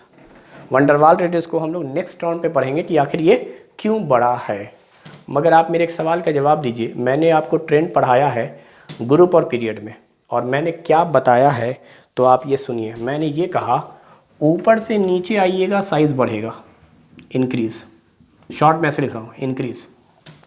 ऊपर से नीचे आइएगा साइज बढ़ेगा, और आप लेफ्ट से राइट जाइएगा पीरियड में तो साइज घटेगा। ऐसे जाने पर डिक्रीज करेंगे, ऐसे जाने पे साइज डिक्रीज करेगा। तो हमें समझ में आ गया सबसे बड़ा साइज कौन है, हमें समझ में आ गया आराम से। हमें समझ में क्या आया? हमें समझ में आया सबसे बड़ा साइज है नीचे वाला। नीचे वाला, हर ग्रुप में आप नीचे आइए। हाय लीना, करूँ रब से फरियाद, बेटा माए कार स्कूटर बाप राजी, बाल गंगा इंडियन तिलक, सब में नीचे आइए तो आपको पता चलेगा सबसे नीचे वाला बड़ा। तो फर्स्ट ग्रुप में सबसे बड़ा कौन होना चाहिए? सीजियम, क्योंकि हम लोग फरियाद को तो ले नहीं रहे हैं, हम लोग से ले रहे हैं खाली। तो हाय से बड़ा ली, ली से बड़ा ना, ना से बड़ा करूं, फिर रब, फिर से मतलब सीजियम। अच्छा, सीजियम सबसे बड़ा हो गया। अब आप चलो पीरियड में। ये तो ग्रुप में आपने डिसाइड कर लिया कि सारे ग्रुप के नीचे वाले बड़े होंगे, सब बड़े बड़े हैं अपने अपने ग्रुप में। तो आपको पीरियड में चलने पर क्या पता चल रहा है? साइज घटता चला जाएगा। तो साइज घटने की वजह से सबसे बड़ा साइज कौन हो गया? तो जवाब है सीजियम। सबसे बड़ा साइज कौन हो गया? क्योंकि यहाँ घट रहा है। इन जनरल ऑर्डर बनाया मैंने। जनरल ऑर्डर आप यही जानते हैं ना कि ऊपर से नीचे आने पर साइज बढ़ता है और पीरियड में घटता है। तो सबसे बड़ा साइज कौन हो गया? फर्स्ट ग्रुप का सीजियम। 343 पिकोमीटर साइज भी बताया था मैंने, हालांकि उतना इंपॉर्टेंट नहीं है उसका साइज, हाइड्रोजन का साइज ज़्यादा इंपॉर्टेंट है। तो 343 आप याद रखिए, 343 आसान है याद रखना, 3 से स्टार्ट हुआ है, 3 पे खत्म हुआ है, बीच में एक 3 से बढ़कर 4 हो गया है, 3 फिर बढ़ा के 4 फिर घटा के 3, 343 पिकोमीटर। खैर सबसे छोटा मैं अभी पूछ नहीं रहा हूँ आपसे, मैं कह रहा हूँ फर्स्ट पीरियड का ऑर्डर बताना है साइज का, फर्स्ट पीरियड का ऑर्डर बताइए। फर्स्ट पीरियड में कौन कौन से एलिमेंट आते हैं? सिर्फ 2। तो आप फर्स्ट पीरियड मुझे बताइए क्या होगा फर्स्ट पीरियड का ऑर्डर। फर्स्ट पीरियड में 2 एलिमेंट हैं, हाइड्रोजन हीलियम, हाइड्रोजन इधर है, हीलियम इधर है। तो जैसे जैसे आप जाते हैं पीरियड में साइज घटता है, तो उस हिसाब से आपको लग रहा होगा हीलियम का साइज छोटा है, हीलियम का साइज छोटा है। मगर हीलियम क्या है? इनॉर्ड गैस। हीलियम क्या है बेटा? इनॉर्ड गैस। और मैंने लिखवाया है इनॉर्ड गैस का साइज बड़ा होगा अपने पीरियड में, it means that hydrogen helium में हीलियम बड़ा है। अनदर इंपॉर्टेंट क्वेश्चन, इसीलिए आपको ये जेड इफेक्टिव इतना एक्सप्लेन किया गया, और साथ में फिर वैन डर वाल रेडियस जो नेक्स्ट टर्न पे मैं बोल रहा हूँ एक्सप्लेन करूंगा, वहां से बताऊंगा। तो आप ये मान लीजिए कि आपको एक एक एक्सेप्शन दोनों जगह पढ़ना है। ग्रुप में पढ़ना था गैलियम वाला, गंगा वाला, वहाँ छोटा पढ़ना था, क्योंकि ग्रुप का एक्सेप्शन छोटा ही हो सकता है, क्योंकि ग्रुप में तो बढ़ रहा है, तो बढ़ने का एक्सेप्शन क्या हो सकता है? घटना। तो गैलियम छोटी हो गई है। अब पीरियड में घट रहा है, तो घटने का एक्सेप्शन क्या हो सकता है? बढ़ना। तो इनॉर्ड गैस बड़ी हो गई है, इनॉर्ड गैस का साइज छोटा हो, ये घटना जा रहा है, घटता जा रहा है, इनॉर्ड गैस का साइज बड़ा हो जाता है वैन डर वाल रेडियस की वजह से। और वही 2 फैक्टर हैं, ग्रुप में जो फैक्टर काम करता है उसका नाम है ऑर्बिट, और पीरियड में जो काम करता है उसका नाम है जेड इफेक्टिव। जेड इफेक्टिव होता है जेड माइनस सिग्मा। जेड हमेशा बढ़ता है, सिग्मा कहते हैं अंदर के इलेक्ट्रॉन को। तो ऑर्बिट जितना बढ़ेगा अंदर के इलेक्ट्रॉन उतने बढ़ेंगे, अगर ऑर्बिट ही कम है तो अंदर के और इलेक्ट्रॉन भी कम होंगे। तो इलेक्ट्रॉन ही कह सकते हैं आप, या ऑर्बिट ही कह सकते हैं, सिग्मा होता है। तो ये तो सारी बातचीत हो गई। तो मैंने पीरियड का कॉन्सेप्ट तो आपको सिखा दिया कि पीरियड में एन की वैल्यू सेम रहती है, कॉन्फ़िगरेशन से देखा एन सेम था तो अंदर के इलेक्ट्रॉन सेम थे, यानी सिग्मा सेम था। जेड बढ़ रहा था तो जेड इफेक्टिव बढ़ गया, जेड इफेक्टिव बढ़ गया तो साइज घट गया। और इनॉर्ड गैस एक्सेप्शन है वैन डर वाल रेडियस की वजह से।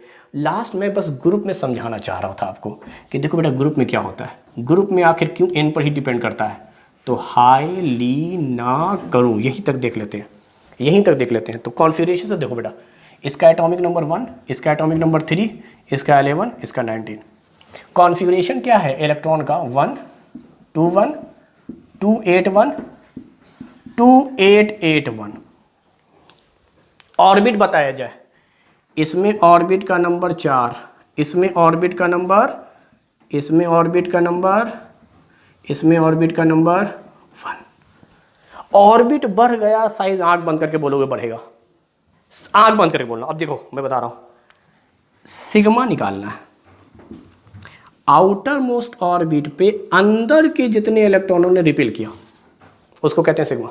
अंदर के सारे इलेक्ट्रॉन आउटर मोस्ट ऑर्बिट को रिपेल कर रहे हैं, तो 2 8 10 और 8 18 रिपल्सिव फोर्स। अंदर के इलेक्ट्रॉन आउटर मोस्ट ऑर्बिट पे जो रिपल्सन लगा रहे हैं, दिस इज कॉल्ड सिग्मा। अंदर के इलेक्ट्रॉन आउटर मोस्ट ऑर्बिट पे जो रिपल्सन लगा रहे हैं, यहाँ तो अंदर है ही नहीं तो कोई रिपल्सन नहीं, तो आपने क्या देखा? आपने ये देखा कि जैसे जैसे ऑर्बिट की वैल्यू बढ़ती जाती है वैसे वैसे सिग्मा की वैल्यू बढ़ती जाती है। और सिग्मा अगर बढ़ रहा है, ऑर्बिट बढ़ रहा है, जेड भी बढ़ रहा है, सब कुछ बढ़ रहा है, तो जेड इफेक्टिव नहीं बढ़ता। 1 में से 0 घटा दो, जेड इफेक्टिव बता रहा हूं मैं 1। जेड, ये जेड लिख रहा हूं, ये जेड का ऑर्डर था, एटॉमिक नंबर 1 3, तो Z minus 0 1, 3 minus 2 1, 11 minus 10 19 minus 18। तो जब दोनों इफेक्ट को हम लोग कंप्लीटली पढ़ते हैं कॉन्सेप्चुअली, तो हम ये पाते हैं कि हुआ ये है कुल मिलाकर कि हर बार इलेक्ट्रॉन पे पूरा इफेक्ट लगता है। ऐसा नहीं कि सिर्फ एक इफेक्ट लगेगा, एक्चुअली होता क्या है, ग्रुप में z बढ़ रहा है, ऑर्बिट बढ़ रहा है, ऑर्बिट मतलब सिग्मा, तो z और सिग्मा दोनों बढ़ा। z मतलब अट्रैक्टिव, खाली अट्रैक्टिव फोर्स को z कहते हैं। जो न्यूक्लियस आउटर मोस्ट ऑर्बिट को खाली अट्रैक्ट करता है उसको z कहते हैं, और जो खाली रिपल्सन है उसको हम लोग सिग्मा कहते हैं। तो अट्रैक्शन तो बढ़ ही रहा है पूरे पीरियड टेबल में, अट्रैक्शन तो पूरे पीरियड टेबल में बढ़ रहा है क्योंकि z पे ही सजाया गया है, लेकिन रिपल्सन भी बढ़ रहा है ग्रुप में।